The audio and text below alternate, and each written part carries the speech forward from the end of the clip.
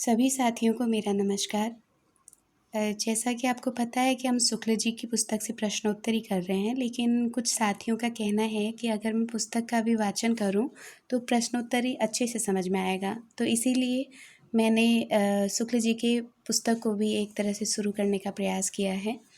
तो हम शुक्ल जी की पुस्तक को भी पढ़ेंगे और साथ में प्रश्नोत्तरी की प्लेलिस्ट भी क्रिएट करेंगे। तो पहले आप लोग पुस्तक को वाचन को सुनिएगा और उसके बाद फिर प्रश्नोत्तरी को पॉज करके उसका उत्तर खुद से दीजिएगा। इससे आपकी जो तैयारी है वो बेहतर रहेगी और प्रश्नोत्तरी को लगाना एक तरह से प्रैक्टिस हो जाएगा। तो हमने जो शुक्ल जी की पुस्तक का जो इतिहास है वो कुछ रामस्वरूप चतुर्वेदी जी की भूमिका के साथ है और कहीं पे भूमिका नहीं दी गई है। इसलिए जिस पुस्तक में रामस्वरूप चतुर्वेदी जी की भूमिका दी गई है हम उस पुस्तक से वाचन कर रहे हैं। और सबसे बड़ी खासियत ये है कि रामस्वरूप चतुर्वेदी जी ने जो भूमिका लिखी है एक तरह से शुक्ल जी की पुस्तक का विश्लेषण किया है। तो आइए क्या लिखते हैं इनकी भूमिका में रामस्वरूप चतुर्वेदी जी को, उसको पढ़ते हैं, समझने का प्रयास करते हैं और इसी से बहुत अच्छे प्रश्नोत्तरी भी क्रिएट हो रही है। आइए देखते हैं आचार्य रामचंद्र शुक्ल का इतिहास और भूमिका है आचार्य रामस्वरूप चतुर्वेदी जी की। 1930 का दशक आधुनिक हिंदी साहित्य के रचनात्मक विकास में अत्यंत महत्वपूर्ण है। तो एक प्रश्न बन रहा है यहाँ पे कि आधुनिक हिंदी साहित्य के रचनात्मक विकास का अत्यंत महत्वपूर्ण कौन सा दशक है? तो 1930 का दशक। 1930 का दशक जो है वो आधुनिक हिंदी साहित्य के रचनात्मक विकास में अत्यंत महत्वपूर्ण है। एक और कथानक के परंपरागत स्थूल वृत्त प्रेमचंद्र के हाथों में दृष्टि संपन्न कथा कृतियाँ बनते हैं, तो दूसरी ओर प्रसाद निराला पंत महादेवी के यहाँ पिछले इतिवृत्तात्मक काव्य वर्णन सूक्ष्म अनुभूति विधान का रूप लेते हैं। तो जब आधुनिक हिंदी साहित्य में रचनात्मक विकास होता है कह रहे हैं, तो वहाँ पर एक तो प्रेमचंद्र के हाथों में ये दृष्टि संपन्न कथा कृतियाँ बनते हैं, क्योंकि इन्होंने जो कथाएँ ये सब लिखा है प्रेमचंद्र ने, उसमें बहुत अच्छा कार्य किया। तो दूसरी ओर वही आधुनिक युग में दूसरी ओर जो प्रसाद पंत, महादेवी और निराला ये चार विभूतियाँ वहाँ पे हुई थी, इन्होंने क्या किया था, इतिवृत्तात्मक काव्य का मतलब है जो इससे पहले छायावाद से पहले जो द्विवेदी युग रहा था उसके वर्णन को इन्होंने क्या किया था कह रहे हैं, सूक्ष्म अनुभूति विधान का यहाँ छायावाद आते आते वो रूप ले लेते हैं।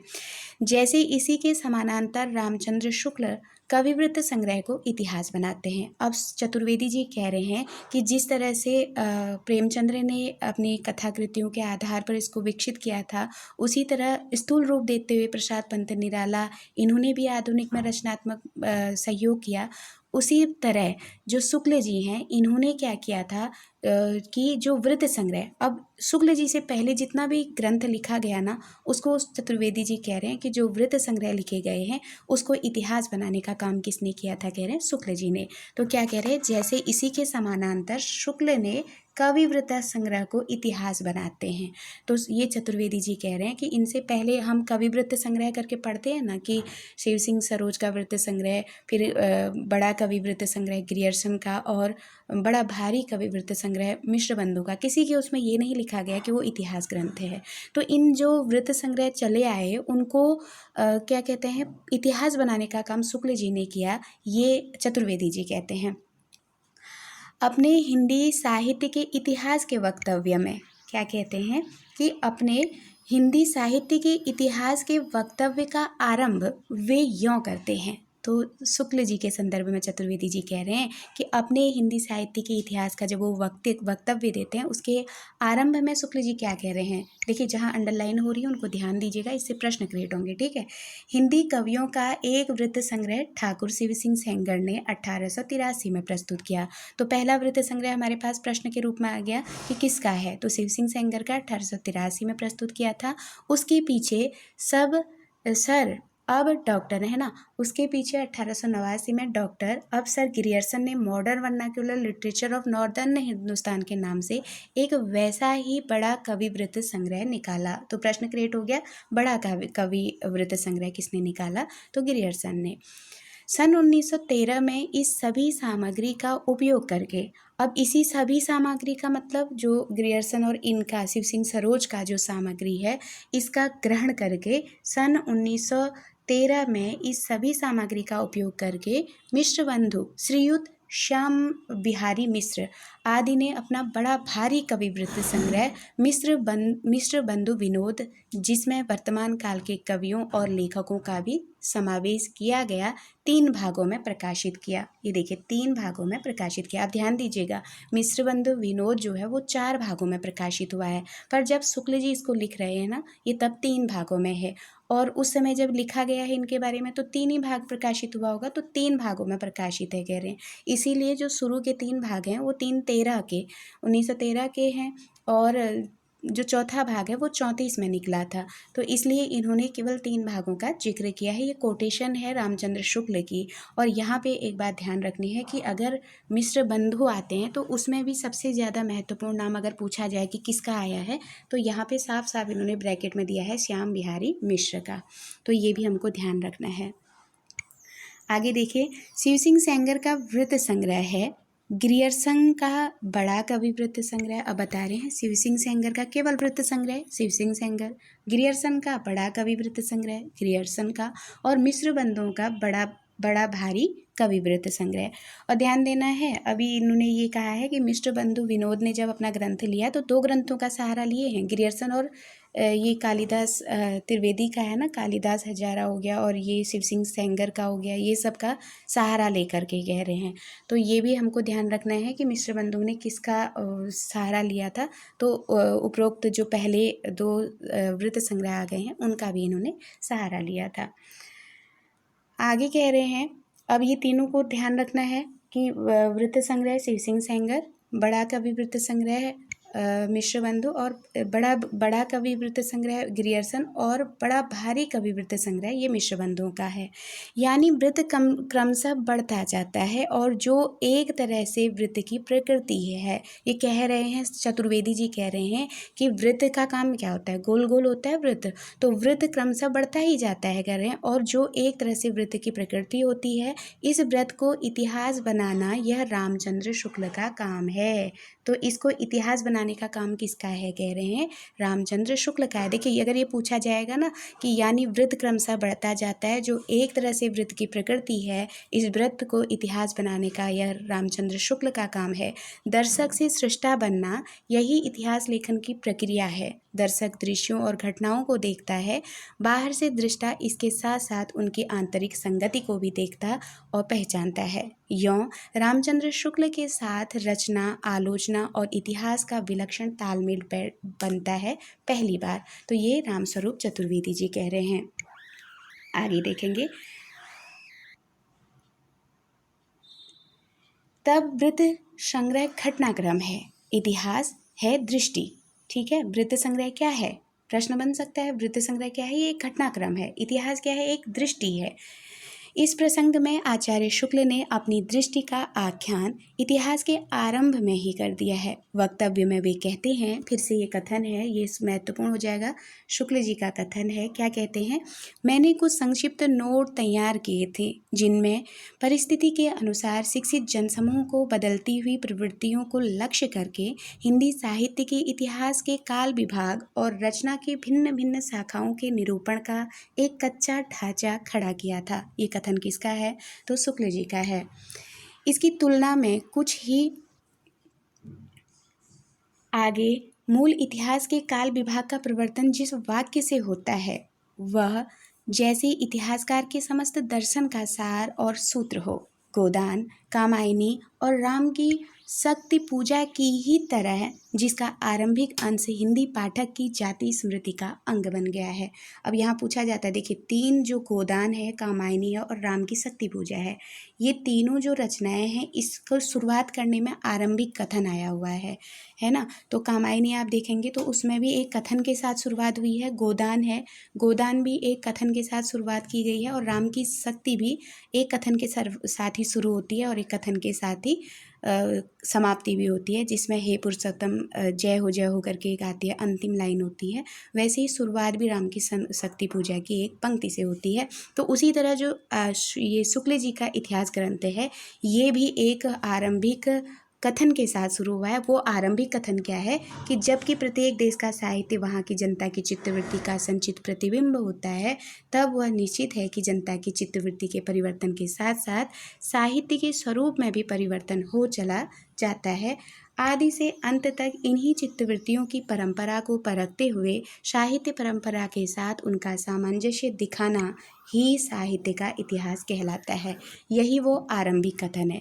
तो यहाँ पे प्रश्न अगर बन सकता है तो इसी तरह से बन सकता है कि शुक्ल जी का जो आरंभिक कथन है वो अन्य किन रचनाओं में किस रचनाओं से साम्यता दिखाया है, कि जिस तरह से इन्होंने आरंभिक कथन की शुरुआत की है वो किन किन रचनाओं में भी आरंभिक कथन आया हुआ है। तो गोदान, कामायनी और राम की शक्ति पूजा। तो ध्यान रखिएगा, इनमें भी आरंभिक कथन के साथ ही शुरुआत हुआ है। वैसे ही शुक्ल जी का इतिहास क्रम भी आरंभिक कथन के साथ शुरू हुआ है। और ये भी ध्यान रखना है, प्रश्न बन सकता है कि शुक्ल जी ने अपने इतिहास ग्रंथ को किस कथन के साथ आरंभ किया है। तो वहाँ पे 2-4 कथन शुक्ल जी के रख दिए जाएंगे। तो आपको ध्यान रखना है कि जबकि प्रत्येक देश का साहित्य वहाँ की जनता की चित्तवृत्ति का है, यही इनका आरंभिक कथन है।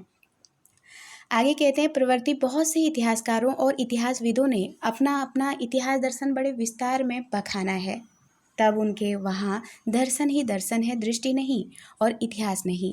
यह बखान एक तरह का स्वशब्द वाचत्य दोष है। इतिहास दर्शन तो वह है जो इतिहास में से ही निश्चित हो।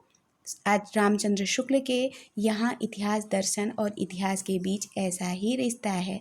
तो शुक्ल जी, ये चतुर्वेदी जी क्या कहते हैं कि जो उनके यहाँ दर्शन ही दर्शन है, मतलब इनके कहने का मतलब है कुछ इतिहास जो प्रवृत्ति बहुत से इतिहासकारों का तात्पर्य है, यानी कि आप इनमें जिन्होंने वृत्त संग्रह लिखे हैं उनके बारे में भी आप कह सकते हैं कि उन्होंने इतिहास को तो बड़े दर्शन से विस्तार से बखाना है, लेकिन उनमें दृष्टि नहीं है, कह रहे हैं। इतिहास लेखन के लिए दर्शन के साथ साथ दृष्टि भी होना महत्वपूर्ण है। और ये दर्शन और दृष्टि अगर किसी के इतिहास ग्रंथ में है तो वो किस में है, कहते हैं शुक्ल जी में है। आगे कह रहे हैं, यहाँ जो लक्ष्य करने की बात है यह वक्त में आए शिक्षित जन और काल विभाग के उक्त मंतव्य में जनता शब्द के प्रयोग छाया है। यह भी स्मरणीय है कि आधुनिक काल में पहुंचकर यह प्रयोग एक बार फिर शिक्षित जनता हो जाता है। तो क्या कह रहे हैं चतुर्वेदी जी कि जब आप शुक्ल जी के इतिहास को पढ़ेंगे ना, तो शुरू में जब पढ़ेंगे तो आपको वहाँ पे जनता शब्द मिलेगा। ये जैसे कबीर को उठाएंगे तो कबीर ने जनता मतलब निरीक्षक जनता या अपर जनता, इस तरह से शुक्ल जी ने प्रयोग किया है। तो जैसे जैसे समय बदलता गया, जैसे जैसे शिक्षित वर्ग आते रहे, तो यही जनता शब्द शुक्ल जी का क्या बदल गया, शिक्षित जनता में बदल गया। वहाँ पे जनता शब्द जो खाली जनता रहता था, अपर जनता, निपड़ जनता, मतलब एक शब्दावली जैसे जैसे जनता शब्द को ही है, जिस समय जैसी सिचुएशन हुई उस शब्द को उसके हिसाब से इन्होंने परिवर्तन आधुनिक काल में पहुंचकर भी वो जनता जो था किस में कन्वर्ट हो गया था, कहते हैं शिक्षित जनता में हो गया। समझना होगा कि इतिहासकार के अनुसार जनता के साथ क्रिया प्रतिक्रिया में सृजनात्मक लेखन होता है। इतिहास की रचना शिक्षित जनसमूह की बदलती हुई प्रवृत्ति के अनुकूल होती है। रामचंद्र शुक्ल के सतत सावधान गद्य प्रयोग का उदाहरण यहाँ आरंभ में ही मिल जाता है। इसके साथ साथ आधुनिक काल के ठीक पहले रीतिकाल के समापन अंश में इतिहासकार ने इन दोनों के बीच एक तीसरी स्थिति की ओर भी संकेत किया है, साधारण श्रेणी के पाठक। अब तो इन्होंने शुरू प्रारंभिक अंश में बता दिया कि जो जनता है वो मतलब किस तरह से प्रवृत्ति चेंज हुई। तो शुरू में मतलब ये एक तरह से विश्लेषण कर रहे हैं ना शुक्ल के इतिहास ग्रंथ का, तो बता रहे हैं कि प्रारंभ में ही जो जनता शब्द था धीरे धीरे प्रवृत्ति चेंज होती गई।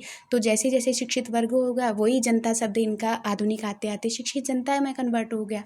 अब इसी तरह से जब रीतिकाल के बारे में बता रहे हैं तो उसके लिए कह रहे हैं कि रीतिकाल आधुनिक काल के ठीक पहले, यहाँ से देखिए, आधुनिक काल के ठीक पहले रीतिकाल के समापन अंश में इतिहासकार ने यानी कि शुक्ल जी ने इन दोनों के बीच एक तीसरी स्थिति को भी संकेत किया है। वो तीसरी जो इनकी बात आती है वो क्या आती है, साधारण श्रेणी के पाठक। तो इन्होंने एक शब्दावली का प्रयोग किया है, साधारण श्रेणी के पाठक। कहाँ प्रयोग किए हैं ये, तो आधुनिक काल के ठीक पहले यानी कि रीतिकाल के समापन के समय में इन्होंने कहा है। जो ये साधारण श्रेणी के पाठक शब्द का प्रयोग किया है, किसके लिए किया है, तो ब्रजवासी दास के प्रसंग में लिखा है इन्होंने कि पर इनका प्रसिद्ध ग्रंथ ब्रज विलास ही है, जिस पर प्रचार प्रसार श्रेणी के पाठकों में है। इससे कुछ और निचले दर्जे का संकेत बाजारी प्रयोग से मिलता है, जो रीतिकाल के उपसंहार में ग्वाल और बोधा जैसे श्रृंगारिक कवियों के प्रसंग में आता है। यों रचना के साथ भावक वर्ग की प्रकृति के परख इतिहासकार बराबर करता चलता है। तो सर चतुर्वेदी जी बता रहे हैं कि इन्होंने रीतिकाल में भी उन चीज़ों को लिया है, जैसे जो साधारण श्रेणी का पाठक कह रहे हैं, तो इसका मतलब है कि जो रीतिकाल में ब्रजवासी दास हुए थे, ठीक है, ये पूछा जा सकता है प्रश्न कि साधारण श्रेणी के पाठकों के लिए किसकी रचना को बताया है, तो ब्रजवासी दास के ब्रजविलास को। तो ब्रजविलास जो रचना है ब्रजवासी दास की, तो शुक्ल जी क्या कहते हैं कि ये साधारण श्रेणी के पाठक हैं, लेकिन कुछ हद तक ठीक है, केवल साधारण श्रेणी के पाठकों के लिए है। अब दूसरी बात इससे भी निचली कर दी कि इससे निचले दर्जे की, यानी कि ब्रजवासी दास का तो तब भी ठीक है, अब उससे निचले दर्जे की भी है जिसके लिए बाजारी प्रयोग से मिलता है। अब बाजारी शब्द का प्रयोग किया है शुक्ल जी ने, ये किन के लिए किया है, तो ये इन्होंने रीतिकाल के उपसंहार में ग्वाल और बोधा के लिए किया है। तो ध्यान रखिएगा कि बाजारी शब्द का प्रयोग इन्होंने किन रचनाकारों के रचनाओं के लिए किया गया है, तो ग्वाल और बोधा के लिए करते हैं। तो इस तरह से इन्होंने रीतिकाल में कवियों के बारे में अपनी विचारधारा रखी है। अब आगे कहते हैं, एक और रोचक प्रसंग यहाँ सामने आता है। लेखक ने अपने वक्तव्य में स्वयं स्पष्ट किया है कि इन इतिहास का बीज रूप उनके द्वारा प्रस्तुत छात्रों के लिए कुछ संक्षिप्त नोट में दबा है। अब ये राम चतुर्वेदी जी बता रहे हैं कि ये रोचक प्रसंग है। रोचक प्रसंग क्या है, कह रहे हैं कि लेखक यानी कि शुक्ल जी कह रहे हैं अपने वक्तव्य में, ठीक है, क्या कहते हैं कि मैं स्वयं स्पष्ट किया है कि इस इतिहास का बीज, कौन से इतिहास का, जिस इतिहास ग्रंथ को आजकल हम पढ़ रहे हैं, किताब के रूप में पढ़ रहे हैं, जो 40 का ये हम संस्करण पढ़ते हैं, प्रवर्धित रूप पढ़ रहे हैं हम लोग। इससे पहले इनका शब्द सागर की भूमिका में ये जब अध्यापक थे काशी विश्वविद्यालय में, प्रोफेसर के पद पे जब आए थे, तो वहाँ पर जो ग्रेजुएशन या विश्वविद्यालयी शिक्षा ले रहे थे बच्चे, उनके लिए पुस्तकों का अभाव था। तो उनके लिए पुस्तक लिखने के कारण इन्होंने जो नोट्स तैयार किए थे उन बच्चों के लिए, तो वो नोट्स इतना विस्तृत हो गया था कि बाद में जो श्याम सुंदर दास रहते हैं शब्द सागर की भूमिका, उसमें ये हिंदी साहित्य के विकास के रूप में आया था। तो पहली बार जनवरी माह में और 1929 में जब ये निकली थी, तो उस समय ये शब्द सागर की भूमिका में हिंदी साहित्य के विकास के रूप में निकली थी, और काफ़ी उसमें गलतियां हुई थी। बाद में इसका जो प्रवर्धित और संस्करण हम लोग जो जिसको पढ़ते हैं हिंदी साहित्य के इतिहास के नाम से, फिर इसका चेंज किया गया था। तो यही कह रहे हैं कि छात्रों के उपयोग के लिए कुछ संक्षिप्त नोट दबा है, यह संयोग से कुछ अधिक है, और अपनी हिंदी साहित्य की भूमिका 1940-30 के दशक की एक और विशिष्ट कृति में हजारी प्रसाद द्विवेदी ने भी उसका आरंभ अपने विश्वविद्यालय परिषद विश्व भारती शांति निकेतन पर छात्रों के लिए तैयार नोट्स से बताया है। अब एक चीज़ तो हमारा क्लियर हो गया कि हम ये पढ़ते आए हैं कि शुक्ल जी की जो पुस्तक है वो विश्वविद्यालयी बच्चों के लिए वो लिख रहे थे, और वो बड़ी हो गई थी, तो उनको उन्होंने पुस्तकाकार रूप दे दिया हिंदी साहित्य का विकास नाम से। तो ये केवल एक ही पुस्तक नहीं थी, कह रहे हैं उस समय जो हिंदी साहित्य की भूमिका ये जो रहती है ना 1940 वाली हजारी प्रसाद द्विवेदी जी की, ये भी नोट्स के रूप में लिखी गई है। यहाँ साफ साफ इसके बारे में भी जिक्र हुआ है कि हिंदी साहित्य की भूमिका 1940 जो हजारी प्रसाद द्विवेदी जी की है, ये 30 के दशक की एक और विशिष्ट कृति, ये भी विशेष कृति है हजारी प्रसाद द्विवेदी ने उसका आरंभ, ये देखिए, ये भी विश्वविद्यालय परिषद विश्व भारती शांति निकेतन पर छात्रों के लिए तैयार नोट्स बताया। तो एक नोट्स के रूप में तैयार हुई पुस्तक तो शुक्ल जी की हो गई, जो हिंदी साहित्य के विकास नाम से आई थी शब्द सागर की भूमिका में, और दूसरी जो नोट्स के रूप में तैयार हुई पुस्तक है वो हजारी प्रसाद द्विवेदी जी की हिंदी साहित्य की भूमिका 1940 भी है। अब ये वो शुक्ल जी का काशी विश्वविद्यालय के लिए था, और इन्होंने जहाँ पे नोट्स तैयार किया था अपने विश्वविद्यालय परिषद विश्व भारती शांति निकेतन है। तो हजारी जी ने जो हिंदी साहित्य की भूमिका लिखी है वो विश्व भारती शांति निकेतन पर छात्रों के लिए तैयार नोट्स के लिए लिखा है। तो इसलिए दो पुस्तकों को हमने नोट्स रूप में पढ़ना है कि दोनों ने, चाहे वो हजारी प्रसाद द्विवेदी जी रहे हैं चाहे शुक्ल जी रहे हैं, दोनों ने एक एक ग्रंथ अपने विश्वविद्यालय के छात्रों को नोट्स के रूप में तैयार बताया है। यों हिंदी के दो प्रसिद्ध इतिहास दो अध्यापकों के नोट्स में से इस प्रस्फुटित हुए हैं। तो जो दो प्रसिद्ध इतिहास हैं, एक हिंदी साहित्य की भूमिका 1940 और एक शुक्ल जी का हिंदी साहित्य का इतिहास, ये दोनों क्या है कह रहे हैं कि नोट्स से प्रस्फुटित हुए हैं। ठीक है, पहले नोट्स के रूप में लिखे गए थे, बाद में उससे इसको पुस्तक के रूप में कन्वर्ट किया गया था। हिंदी के साहित्यिक परिदृश्य पर और अन्यत्र भी विश्वविद्यालयी आलोचना पद का प्रयोग कुछ अवमानना के अर्थ में होता है, जबकि इस महिमाशाली इतिहासों का स्रोत एकदम उल्टा संकेत देता है। इसका कारण शायद यह हो कि अच्छा अध्यापक स्वयं अपने व्याख्यान में सोखता, खोजता और रचता है, और आलोचना की भी एक तरह से यही प्रक्रिया कही जा सकती है। अच्छा आलोचक होने के लिए जरूरी नहीं कि वह अध्यापक हो, पर आधिसंख्य अच्छे आलोचक अच्छे अध्यापक ही रहे हैं, यह देखा जा सकता है। अच्छे पर यहाँ दोनों स्थितियों में बराबर से साभिप्राय होगा।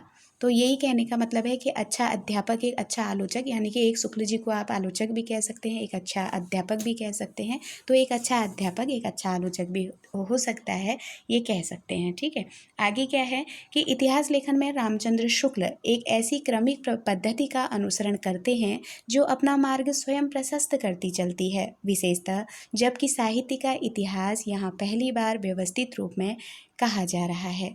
विवेचन में तर्क का क्रमबद्ध विकास ऐसे है कि जैसे बड़ा कलावंत अपने गायन में राग को विकसित और अनाविल करने के लिए धीरे धीरे बढ़त करता है। इतिहास के उन्मीलन में आलोचना की यह शैली कितनी उपकारक होती है, यह दिखाने के लिए केवल एक उदाहरण पर्याप्त होगा। अब ये एक उदाहरण के आधार से बता रहे हैं कि इतिहास का उन्मीलन में आलोचना की शैली कितनी उपकारक होती है, उसको दिखाने के लिए एक उदाहरण पर्याप्त होगा कह रहे हैं। प्रसंग एकदम आरंभ का है। ठीक है, वो उदाहरण दिखाया जा रहा है शुक्ल जी का। प्रसंग एकदम आरंभ का है। आदिकाल वीरगाथा काव्य का इतना अनुमान तो किया जा सकता है कि प्राकृत पढ़े हुए पंडित ही में उस समय कविता नहीं करते थे। जनसाधारण की बोली में गीत दोहे आदि प्रचलित चले आते रहे होंगे, जिन्हें पंडित लोग गंवारू समझते रहे होंगे। ऐसी कविताएं राज्य सभाओं तक भी पहुंच जाती रही होंगी। राज्याश्रित कवि अपने राजाओं के शौर्य पराक्रम और प्रताप का वर्णन अनूठी उक्तियों के साथ किया करते थे और अपनी वीरोल्लास भरी कविताओं से वीरों को उत्साहित किया करते थे। ऐसे राज्याश्रित कवियों की रचनाओं के रहने का अधिक सुविधा था। वे राज की पुस्तकालयों में रक्षित भी थी और भट्टाचारण जीविका के विचार से उन्हें अपने उत्तराधिकारियों के पास भी छोड़ जाते थे। उत्तरोत्तर भट्टाचारणों की परंपरा में चलते रहने से उनमें फेर फार भी बहुत कुछ होता रहा। इसी रक्षित परंपरा की सामग्री हमारे हिंदी साहित्य के प्रारंभिक काल में मिलती है। इसी से यह काल वीरगाथा काल कहा गया। तो वीरगाथा काल कहने का तात्पर्य शुक्ल जी यही कह रहे हैं ना कि अब दो तरह के लोग हो जाते हैं। एक तो देखिए शुरू में क्या था, राजा वाला समय था। उस समय न मुस्लिम से उस समय आए थे, न कोई अन्य विदेशी आक्रमणकारी आए थे, तो देश में राजाओं का वो था। अब इन राजाओं को क्या चाहिए था कि कोई इनकी प्रशंसा करे। अगर शुक्ल जी बता रहे हैं कि जो भाषा बोली जा रही है यहाँ, ये कह रहे हैं ना कि ये जो है कि मतलब ये कहेंगे कि जो भाषा या शैली है ना, वो लोगों में भी, सामान्य जनता में भी होती आ रही थी, लेकिन उसको स्पष्ट कौन करेगा, उसको स्पष्ट कोई कर नहीं पा रहा था, क्योंकि लोगों के बीच में है वहीं वो ख़त्म हो जा रही है। लेकिन इन्हीं के बीच में जो राजसभाओं में भाट या ये जाति के लोग थे, जो चारण कवि जिनको हम कहते हैं, ये क्या करते थे ना, राजा महाराजाओं के दरबार में जाते थे, उनकी वीरोल्लास भरी कहानियाँ जो भाट होते थे वो युद्ध वर्णन भी करते थे, युद्धों में भी जाते थे, युद्धों का सजीव वर्णन भी करते थे। और जो चारण होते थे ये राजा के आश्रित कवियों में उनकी प्रशंसा किए करते थे और कहीं ना कहीं अपनी जीविका को चलाते थे।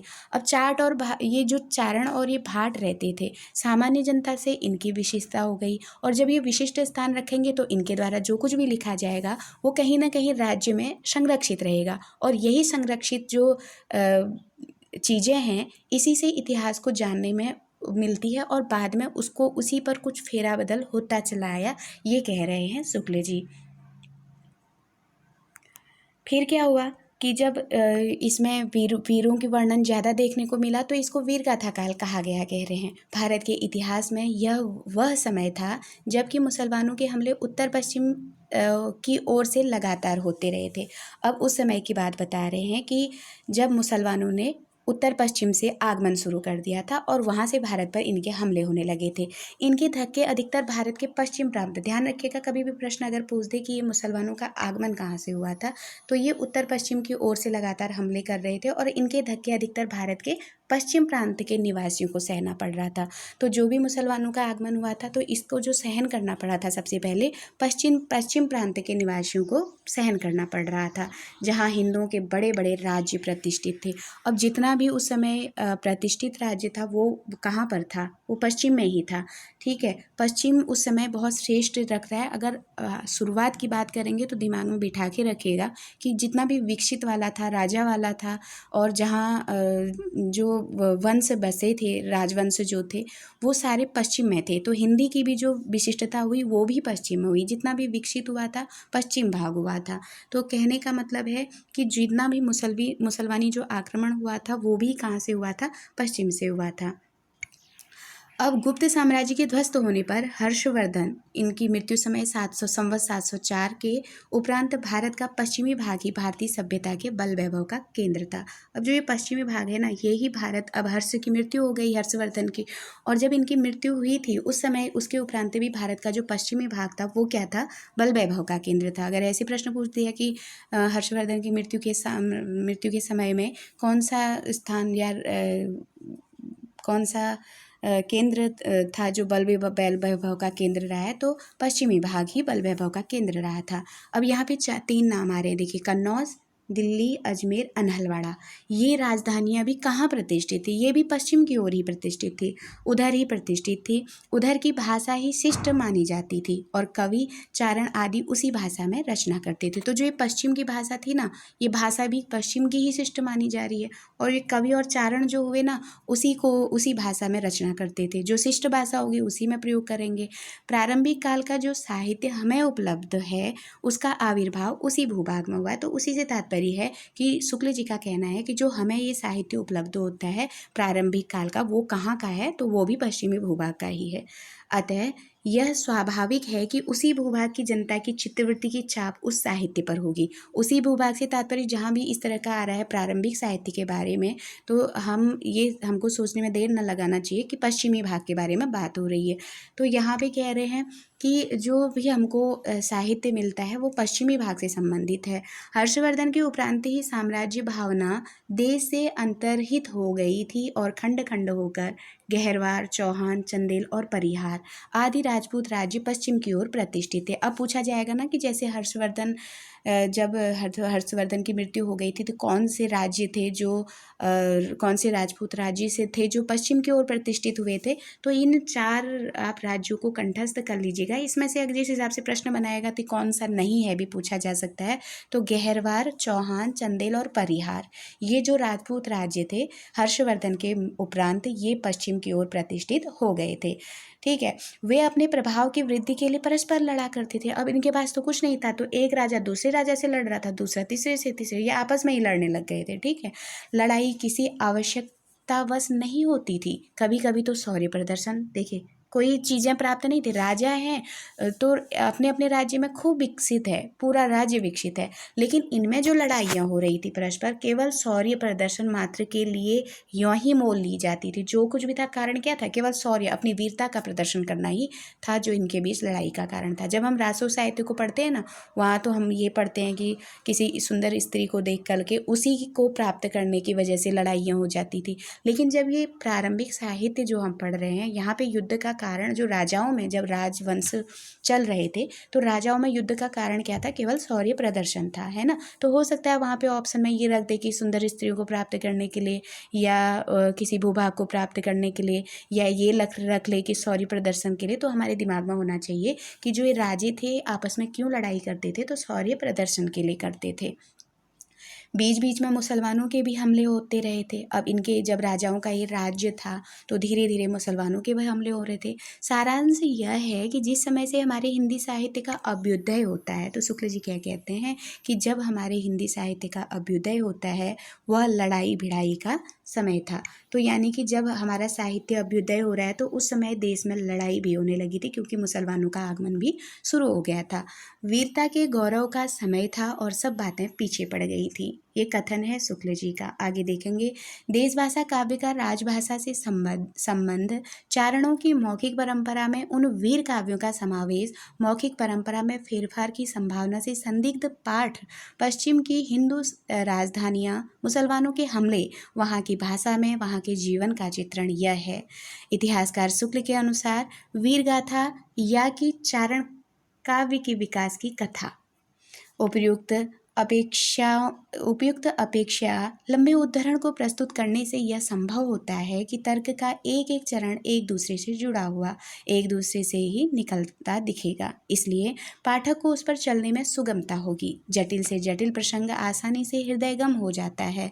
लेखक को अपने तर्क पर विश्वास इतना गहरा है कि आवेश की उसे अपेक्षा नहीं रह जाती। आदिकाल से लेकर आधुनिक काल तक आचार्य शुक्ल का इतिहास इसी प्रकार तथ्याश्रित और तर्क सम्मत रूप में चलता है। ये चतुर्वेदी जी कह रहे हैं। तो क्या कह रहे हैं कि अगर आप शुक्ल जी के इतिहास को हृदयगम करेंगे तो आपको एक के बाद एक चीज़ें अच्छे से कंठस्थ होती चली जाएंगी। और ये आदिकाल से लेकर आधुनिक काल तक आचार्य शुक्ल का जो इतिहास है इसी तरह तथ्यों पर आश्रित है और तर्क सम्मत रूप में भी चलता आया है। ये कह रहे हैं चतुर्वेदी जी। आगे है, इतिहास लेखन में व्यावहारिक आलोचना की एक और तरह की परीक्षा होती है। प्रवृत्तियाँ, कालों या कि रचनाकारों पर स्वतंत्र अध्ययन में आलोचक को बहुत कुछ छूट यह मिली रहती है कि वह आलोच्य विषय या लेखक पर बहुत कुछ स्वतंत्र और निरपेक्ष ढंग से विचार करते हुए उनका मूल्यांकन करता है।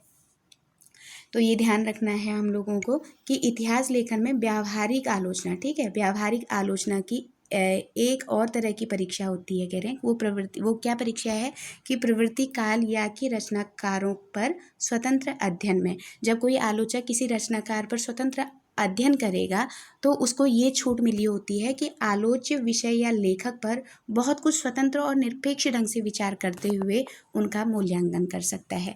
जैसे हजारी प्रसाद द्विवेदी जी ने, शुक्ल जी ने जो इतिहास ग्रंथ लिखा था, हम पढ़ते हैं ना कि बहुत जगह जैसे कबीर के संबंध में शुक्ल जी ने जो कहा, नाथ सिद्धों के बारे में जो कहा, तो चतुर्वेदी जी ने भी अपना आलोचक के रूप में उन पर तथ्य दिए कि कुछ चीज़ें शुक्ल जी के द्वारा गलत कही गई हैं, क्योंकि सिद्धों से ही ये चीज़ की शुरुआत हुई है।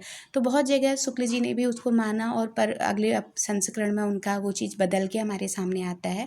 तो यही कह रहे हैं कि आलोचक को छूट मिली रहती है कि जब वो किसी दूसरे आलोचक के विषय में जब उनके विषय को चुनता है तो बहुत कुछ स्वतंत्र और निरपेक्ष ढंग से विचार करते हुए उसका मूल्यांकन भी करता है। पर इतिहास में सापेक्ष मूल्यांकन एक तरह से अनिवार्य पद्धति आवश्यक हो जाती है। यहाँ हर लेखक और प्रवृत्ति का विवेचन अन्यों के संदर्भ में चलेगा। इस सापेक्ष, क्रमिक और किसी कदर तुलनात्मक विवेचन में आलोचना विवेक का बड़ा सदा रूप अपेक्षित होता है। रामचंद्र शुक्ल अपनी व्यावहारिक आलोचना में भी और इतिहास लेखन में भी इसका बड़ा सटीक परिचय देते हैं। तो चतुर्वेदी जी क्या कहते हैं कि जो विवेक का एक सदा रूप आलोचक लेता है ना, तो वो शुक्ल जी ने अपनी व्यावहारिक आलोचना में भी और अपने इतिहास लेखन में भी इसका बड़ा सटीक परिचय दिया है। कह रहे हैं किसका?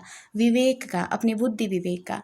विशेषतः एक प्रवृत्ति के अंतर्गत सक्रिय या कि समकालीन लेखकों की मूल्यांकन में वे दोनों पक्षों के वैशिष्ट और उनकी सीमाओं का भी अकुंठ विवेचन करते चले हैं। तो जो शुक्ल जी हैं इन्होंने क्या किया है, एक प्रवृत्ति के अंतर्गत सक्रिय या कि समकालीन लेखकों के मूल्यांकन में वे दोनों पक्षों के वैशिष्ट, प्रवृत्ति को भी और लेखकों के मूल्यांकन में भी दोनों पक्षों के विशिष्ट जो विशेषताएं हैं उनको और उनकी सीमाओं का, जो उनकी सीमाएं हैं उसका, दोनों का अकुंठ विवेचन किए हुए हैं।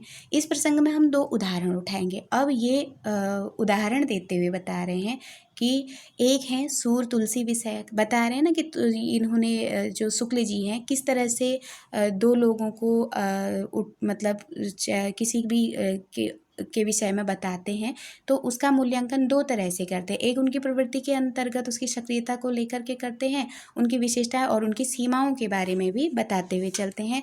तो उदाहरण दे रहे हैं कि एक है सूर तुलसी विषयक, जहाँ हिंदी में तुलनात्मक आलोचना का पूरा पसारा है। तो चतुर्वेदी जी क्या कह रहे हैं कि जब आप शुक्ल जी के सूर तुलसी विषयक जो इन्होंने तुलना करके बताया है, तो यहाँ पे तुलनात्मक आलोचना की है इन्होंने, कहते हैं।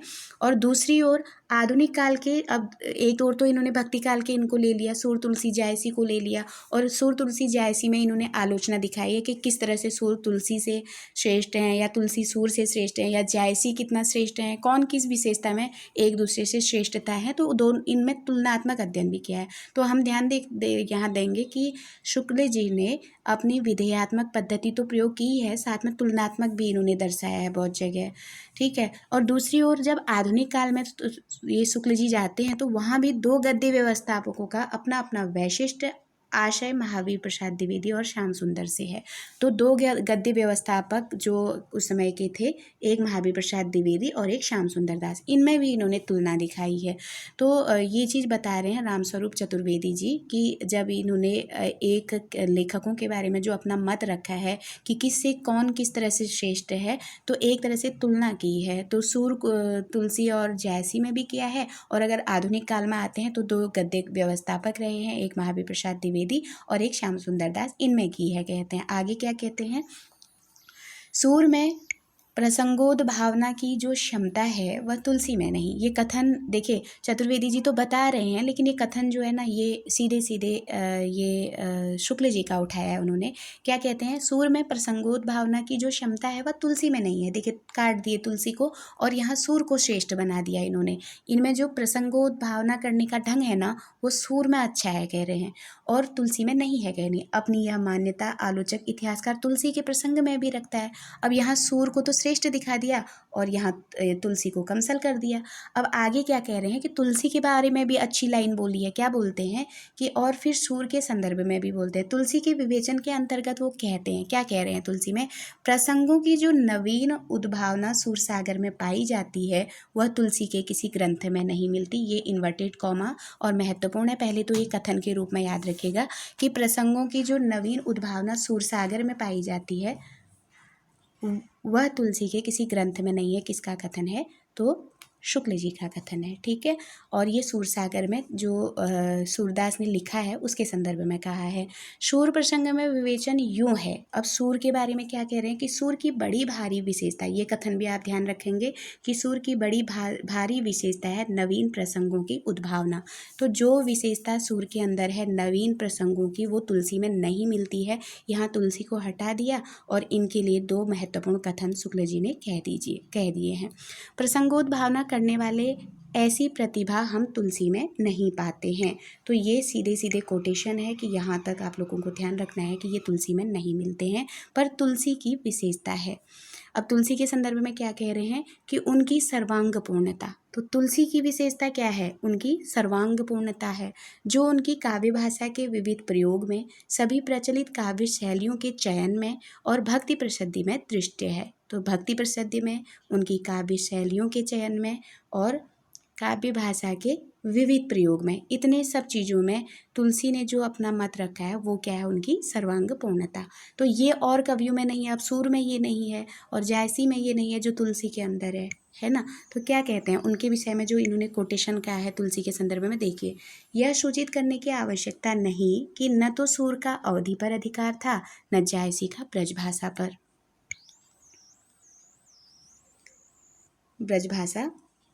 पर, ठीक है। तो अब इससे हमको क्या पता चल गया कि यहाँ इन्होंने तुलना कर दी कि सूर भी श्रेष्ठ नहीं है और जायसी भी नहीं श्रेष्ठ है। यहाँ तुलसी श्रेष्ठ कर दी है, तुलना कर दिया।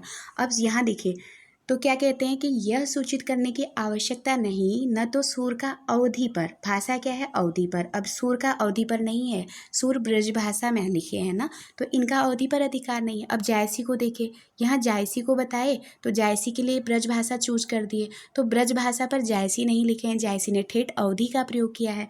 तो सूर ब्रज में है और जायसी अवधि में है, तो इनकी एक एक भाषा है। अब यहाँ तुलसी आते हैं तो तुलसी का दोनों भाषाओं पर है, वो ब्रज में भी लिखे हैं, अवधि में भी लिखे हैं। तो यह सूचित करने की आवश्यकता नहीं कि न तो सूर का अवधि पर अधिकार था, न जायसी का ब्रज भाषा पर। तो अधिकार किसका है? ब्रज भाषा और अवधि पर तुलसी का है। तो इस तरह से इन्होंने तुलसी को इनसे श्रेष्ठ दिखा दिया है। आगे कह रहे हैं कि सारांश यह है कि हिंदी काव्य की सब प्रकार की रचना शैली के ऊपर गोस्वामी जी ने अपना ऊंचा आसन प्रतिष्ठित किया।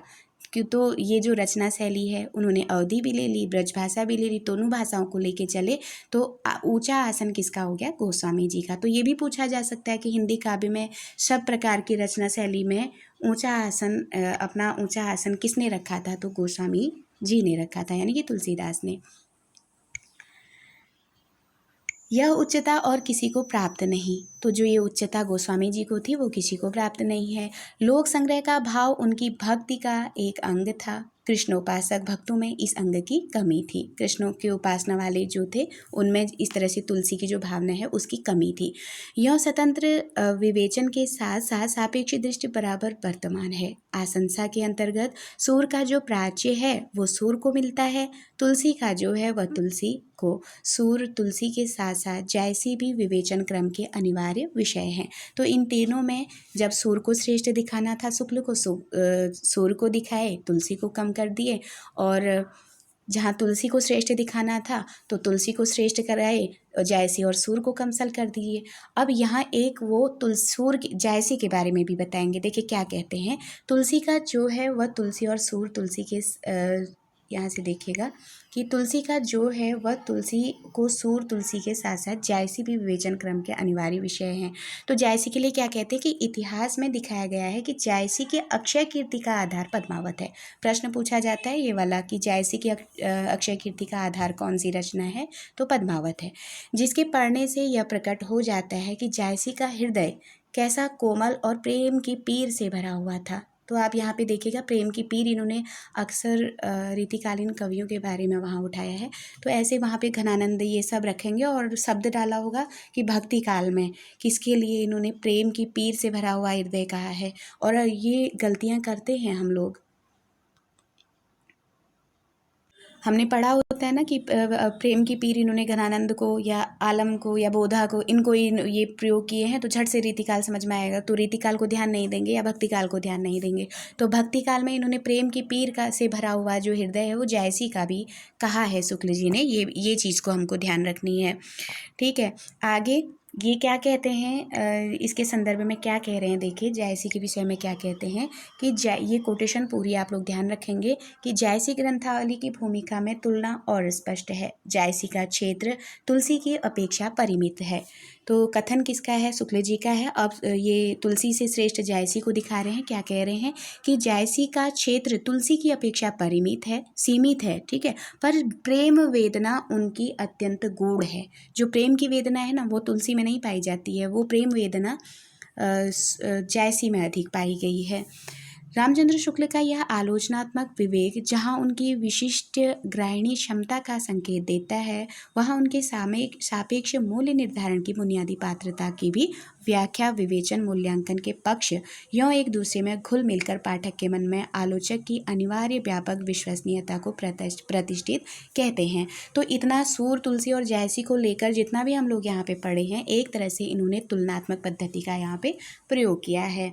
आगे देखेंगे महावीर प्रसाद द्विवेदी, हम वहाँ पढ़े थे ना कि सूर, तुलसी और जायसी पे इन्होंने इस तरह से कंपैरिजन किया है। अब यहाँ पे आधुनिक में भी इन्होंने 2 गद्यकारों पर किया था। तो उनके बारे में क्या लिखते हैं कि महावीर प्रसाद द्विवेदी और श्याम सुंदर दास के प्रसंग खड़ी बोली गद्य के प्रसार कार में आते हैं। तो जब खड़ी बोली का प्रसार हो रहा था, वहाँ तक ब्रजभाषा ही चली थी।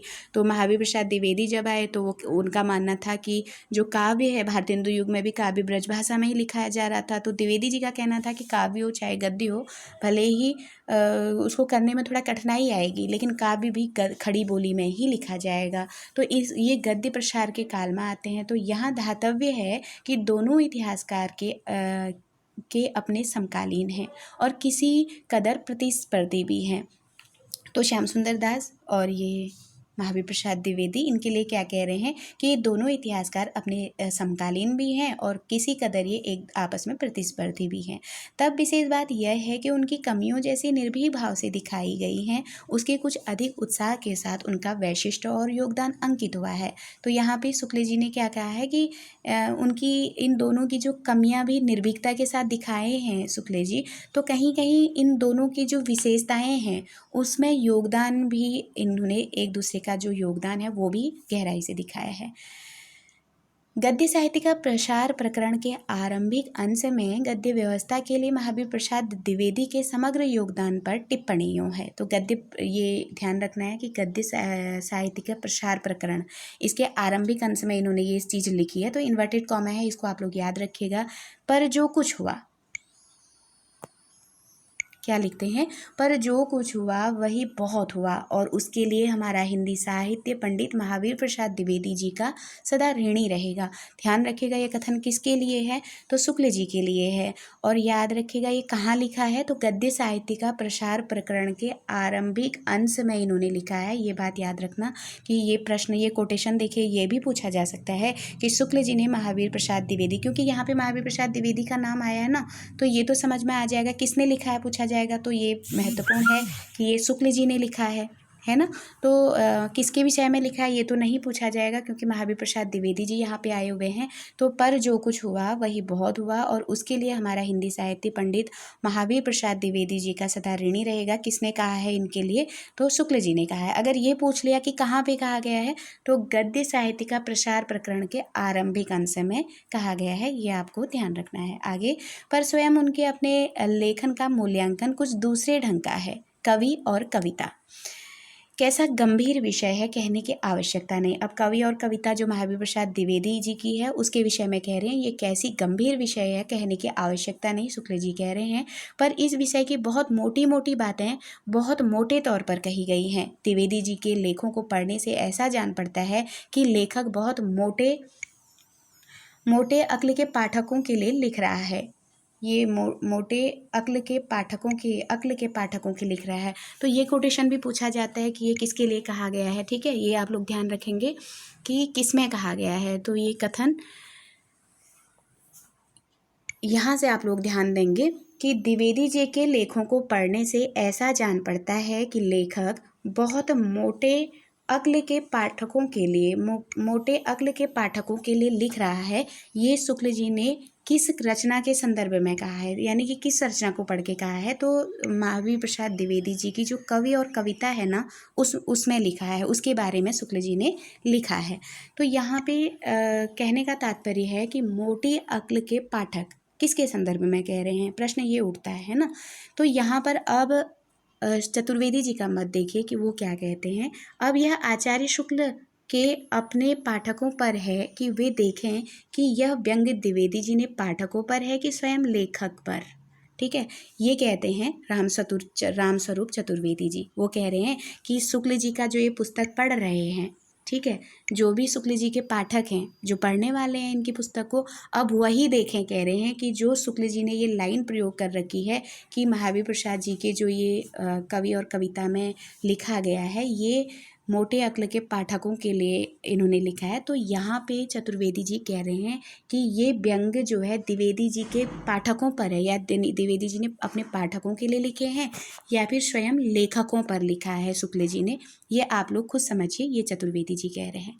श्याम सुंदर दास का विवेचन इस प्रकार है। अब जो कोटेशन, ये तो रहा महावीर प्रसाद द्विवेदी जी के बारे में बताए। अब श्याम सुंदर दास के लिए क्या कह रहे हैं कि आधुनिक सभ्यता के विधानों के बीच की लिखा पढ़ी के ढंग पर हिंदी को ले चलने में आपकी लेखनी ने बहुत कुछ योगदान दिया। बहुत अच्छा कथन है ये श्याम सुंदर दास जी के लिए शुक्ल जी का। तो ये कोटेशन आपको याद होनी चाहिए कि किसके संदर्भ में कही है, बहुत मोस्ट है ये, कि आधुनिक सभ्यता के विधानों के बीच की लिखा पढ़ी के ढंग पर हिंदी को ले चलने में आपकी लेखनी ने बहुत कुछ योग दिया। किसकी लेखनी ने? श्याम सुंदर दास जी की लेखनी। बाबू साहब ने बड़ा भारी काम लेखकों के लिए सामग्री प्रस्तुत करने का किया है। तो इन्होंने जो श्याम सुंदर दास थे ना, इन्होंने कुछ पुस्तकें प्रोवाइड कराई थी। तो ये शुक्ल जी उन्हीं के बारे में कह रहे हैं कि इन्होंने लेखकों के लिए सामग्री प्रस्तुत करने के लिए किया था। शिक्षोपयोगी 3 पुस्तकें इन्होंने बनाई थी, एक भाषा विज्ञान, दूसरा हिंदी भाषा और साहित्य, और तीसरा है साहित्यालोचन। तो तीनों रचनाएं श्याम सुंदर दास की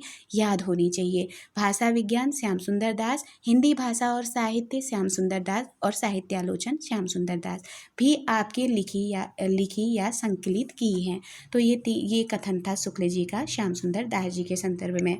आलोचना में काकू का ऐसा सदा प्रयोग अत्यंत कठिनाई से देखने सुनने को मिलेगा। काकू कहते हैं गले की कंठ ध्वनि को ना, तो इस तरह से जो बातें शुक्ल जी ने कहे हैं उसको चतुर्वेदी जी कह रहे हैं कि इस तरह से आलोचना जो उन्होंने की है, आलोचना में काकू का ऐसा सदा प्रयोग अत्यंत कठिनाई से ही कहीं आप अन्यत्र आपको देखने को मिलेगा।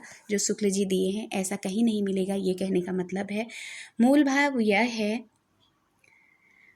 यह है कि इन दोनों लेखकों का योगदान व्यवस्था के क्षेत्र में जैसा है वैसा विवेचन के क्षेत्र में नहीं है। ठीक है, तो ये भी पूछा जा सकता है कि किन लेखकों संदर्भ में कहा गया है कि इनका योगदान व्यवस्था के क्षेत्र में, देखिए इनका क्षेत्र व्यवस्था के क्षेत्र में महत्वपूर्ण स्थान है, विवेचन के क्षेत्र में नहीं है। किसके लिए कहा है? तो 2 शब्द आए हैं, व्यवस्था में तो इन्होंने महत्वपूर्ण स्थान दिया लेकिन विवेचन में नहीं दिया है। किसके संदर्भ में कहा है? सीधे सीधे उठा करके इस व्यवस्था शब्द को और इस विवेचन शब्द को उठा के शुक्ल जी प्रश्न एग्जामिनर पूछ सकता है कि किन गद्यकारों के संदर्भ में शुक्ल जी ने ये कहा है कि व्यवस्था के क्षेत्र में इनका जितना महत्वपूर्ण स्थान रहा है उतना विवेचन के क्षेत्र में नहीं। तो ये महावीर प्रसाद द्विवेदी और श्याम सुंदर दास हो जाएंगे। आगे देखिए, इतिहास के संदर्भ में आलोचना विवेक का एक प्रकरण और लेकर हम इस प्रसंग को पूरा करेंगे। यह प्रकरण हिंदी साहित्य इतिहास से नहीं है, उनके प्रसिद्ध इंदौर अभिभाषण से। अब चतुर्वेदी जी शुक्ल जी की पुस्तक से नहीं कह रहे हैं, ये शुक्ल जी जब इंदौर भाषण देने गए थे उस भाषण से इसको ले रहे हैं। तो कह रहे हैं कि जो अब हम बात रहे हैं एक प्रसंग और है जो इनके इंदौर अधिवेशन से है, तो वहाँ पर इन्होंने एक प्रसंग के बारे में जानकारी होनी चाहिए।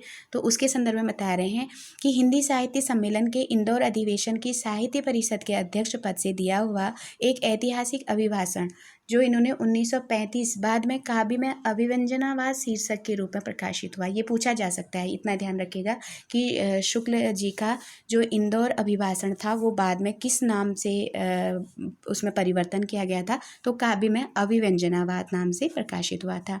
साहित्य सन भी ध्यान रखिएगा 1935। ठीक है, ये इंदौर जो साहित्य परिषद अध्यक्ष पद में इन्होंने भाषण दिया था वो बाद में काव्य में अभिव्यंजनावाद शीर्षक से प्रकाशित हुआ था।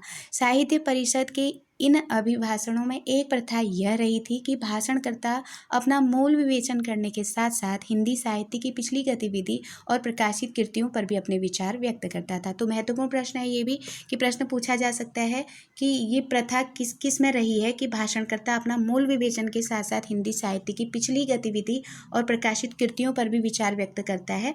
तो ये प्रथा जो साहित्य परिषद है ना उसकी रही है। साहित्य परिषद ऐसी प्रथा रखता था कि जो भाषण देने वाला अभियुक्त रहता था, जो भाषण करता रहता था, वो अपना तो मूल विवेचन देता ही देता था, साथ में वो जो हिंदी साहित्य से लेकर के पिछली गतिविधियां हुई है उनके बारे में भी और जो प्रकाशित कृतियां हैं उनके बारे में भी अपने विचारों को दे सकता था। आचार्य शुक्ल के इस अभिभाषण में मूल विवेचन काव्य में अभिव्यंजनावाद कुछ ऐसा ही ख्यात हुआ। तो ये इनका विख्यात हुआ था कि उनका यह कालक्रमिक साहित्य सर्वेक्षण एक तरह से पाठकों की आंख से कुछ ओझल हो गया था। इस सर्वेक्षण में उस समय के और बाद के भी 2 शीर्षस्थ रचनाकार जयशंकर प्रसाद और प्रेमचंद्र पर आलोचक की तुलनात्मक टिप्पणियों पर बड़ी महत्वपूर्ण और भावी मूल्यांकन के लिए दिशा निर्देश हैं। तो ये जो जयशंकर प्रसाद और प्रेमचंद्र उस समय लिख रहे थे ना, तो इनमें आलोचनात्मक तुलना की है किसने? शुक्ल जी ने। तो इसके संदर्भ में क्या कहते हैं कि दोनों के वैशिष्ट्य की अत्यंत संक्षेप में परख करते हुए वह अंश इस प्रकार है। ठीक है। अब ये भी ध्यान रखना है, तो जयशंकर प्रसाद और प्रेमचंद्र पर जो दिया है इन्होंने काव्य में अभिव्यंजनावाद में दिया है, ये भी हम ध्यान रखेंगे। और साथ में दोनों के वैशिष्ट्य की अत्यंत संक्षेप में परख करते हुए अंश इस प्रकार है। पहले प्रकरण नाटक का है। अब नाटक किसका है, देखिए नाटक लिखने वाले जयशंकर प्रसाद है, उसके संदर्भ में कह रहे हैं, नाटक के संदर्भ में कह रहे हैं। अब नाटक अगर आ रहा है तो जयशंकर प्रसाद नाटकों के लिए प्रसिद्ध जाने जाते हैं। तो क्या लिखते हैं कि यह देखकर मुझे अत्यंत आनंद होता है कि प्रसाद जी के नाटकों में इस प्रकार के विकास के पूरे लक्षण मिलते हैं।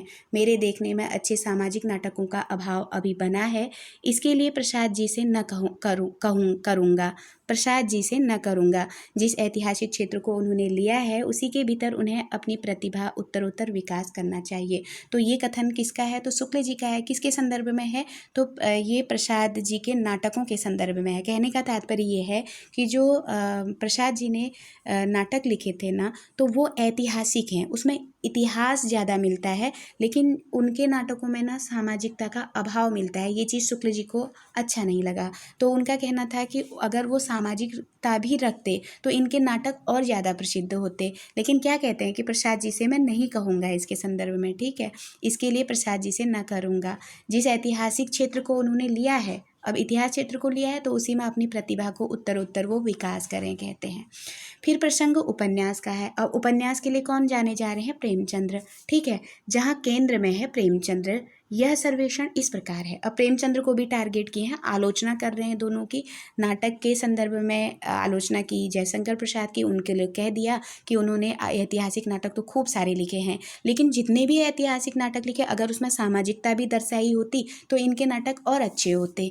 लेकिन मैं इनके विषय में कुछ नहीं कहूँगा, उन्होंने इतिहास को चुना है तो वो ऐतिहासिक क्षेत्र में ही उत्तरोत्तर वृद्धि करें, ऐसा कथन है उनका जयशंकर प्रसाद के लिए। और वही चीज़ उनको प्रेमचंद्र के उपन्यासों में नहीं पसंद आई। प्रेमचंद्र ने उसमें सामाजिकता ही रखा है। ज़्यादातर उपन्यास आप देखेंगे तो समाज को लेके लिखे गए हैं, तो उनको भी कहते हैं कि अगर इनके उपन्यासों में कुछ ऐतिहासिकता आ जाती तो क्या कहते हैं, थोड़ा सा और अच्छा हो जाता। तो इस तरह से आलोचना किया है दोनों में, वहाँ जयशंकर को लिया है और यहाँ प्रेमचंद्र को लिया है। दोनों में एक एक चीज़ का अभाव है। प्रेमचंद्र में सामाजिकता का अभाव है, तो प्रेमचंद्र के अंदर ऐतिहासिकता का अभाव है। क्या कहते हैं प्रेमचंद्र के बारे में कि वर्तमान सामाजिक जीवन के विविध पक्षों की अंतर्वृत्ति की बड़ी परख प्रेमचंद्र जी को मिली है। तो जो परख करते हैं ना सामाजिक जीवन की, उसकी बड़ी परख प्रेमचंद्र को मिली है, कहते हैं। उन्होंने हिंदी के उपन्यास क्षेत्र को जगमगा दिया है। वे हमारे गर्व और गौरव के कारण हैं। मेरे देखने में उत्कृष्ट कोटि के ऐतिहासिक नाटकों का अभाव है। यही इनकी आलोचना हो गई, ठीक है, कि इनके जो उपन्यास हैं उत्कृष्ट कोटि के ऐतिहासिक उपन्यासों का अभाव ज्यों का त्यों इनके उसमें बना हुआ है। यदि जयशंकर प्रसाद, देखिए तुलना करते हुए कह रहे हैं कि यदि जयशंकर प्रसाद जी इस ओर भी ध्यान देते थे तो इस अभाव की अच्छी तरह से पूर्ति हो सकती है। अगर इन ऐतिहासिक नाटकों की तरफ जयशंकर प्रसाद भी उपन्यासों को लिखते ऐतिहासिक तरह की तरीके से, तो ये चीज़ मतलब पूर्ति अच्छे से हो जाती। तो इस तरह से जयशंकर प्रसाद और प्रेमचंद्र को एक दूसरे से किस संदर्भ में उनमें कमियां हैं उसको दर्शाते हुए उन्होंने कहा है। फिर कहते हैं कि पूरे सर्वेक्षण का निष्कर्ष यह कि ऐतिहासिक नाटकों का क्षेत्र प्रसाद का है और सामाजिक उपन्यासों का प्रेमचंद्र का। रामचंद्र शुक्ल के जिस आलोचना विवेक का प्रमाणीकरण प्रवृत्ति इतिहास करता है, और यह संभावना तब प्रकट की गई है जब प्रेमचंद्र के गोदान तथा प्रसाद की कामायनी और ईरावती जैसी शीर्षस्थ कृतियां अभी प्रकाशित होने को हैं। इस आलोचना विवेक में आचार्य शुक्ल का इतिहास दर्शन बड़े परिष्कृत और रूप में विकसित हुआ है, जो अलग से उतना कहा नहीं गया जितना कि स्वतः इतिहास लेखन में से उद्भूत होता है। जैसे कि सहृदय और संवेदनशील इतिहासकार ने यहाँ भी अपने को स्वशब्द वाचक दोष से बचाया है। इतिहास दर्शन का आख्यान तो जैसा संकेत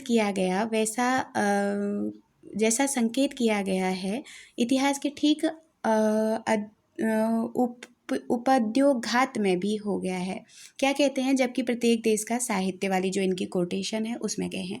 लगभग आधे पृष्ठ में यह प्रसंग पूरा हो जाता है, जो दर्शक के लिए 630 पृष्ठों की सुदीर्घ इतिहास में नाना रूपों में पल्लवित होता दिखता है। तो इनका 630 पृष्ठ का जो इतिहास ग्रंथ है उसमें नाना रूपों में पल्लवित होता दिखता है। यह भारतीय परंपरा का दर्शन है, अनुभूति के स्तर पर, न कि पाश्चात्य परंपरा का ज्ञान, प्रेम या फिलोसफी। अपनी आरंभिक उत्पत्ति में इतिहासकार ने बताया है कि साहित्य जनता की चित्तवृत्ति का संचित प्रतिबिंब होता है। तो ये कथन आप लोग ध्यान रखेंगे, ये कथन पूछा जाता है तो इसको आप लोग ध्यान रखेंगे।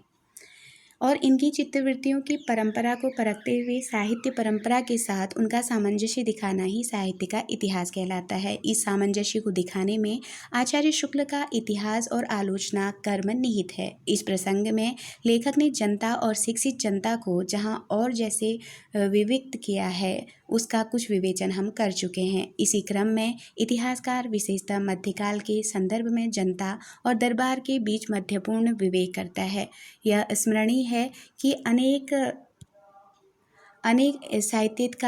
साहित्य इतिहासकारों ने सामान्य इतिहास लेखन की समानांतर साहित्य के इतिहास को भी राजा महाराजाओं, शाही वक्त और शासन पद्धतियों के क्रम में व्यवस्थित करना चाहा है।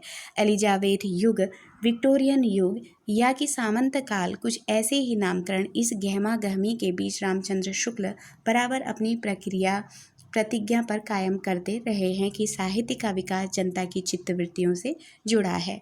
इस प्रसंग के सबसे निर्यात विवेचन का रीतिकाल से भिन्न और क्या उपयुक्त अवसर होगा, जबकि एक बड़ी संख्या में कवि किसी न किसी रूप में राज्याश्रित थे। तब रीतिकाल का सामान्य परिचय पूरा करते और इस प्रकरण का समापन करते हुए इतिहासकार लिखता है, ये कोटेशन शुक्ल जी की है और ये भी महत्वपूर्ण है कि इससे इस काल को रस के विचार से कोई श्रृंगारकार कहे तो कह सकता है। तो ये प्रश्न पिछली बार संशय का कारण पड़ा था कि इससे इस काल को रस के विचार से कोई रीतिकाल के संदर्भ में कि कोई श्रृंगारकार कहे तो कह सकता है, इन्होंने कहा नहीं है, कोई कहे तो कह सकता है, ठीक है, ऐसा बोलते हैं।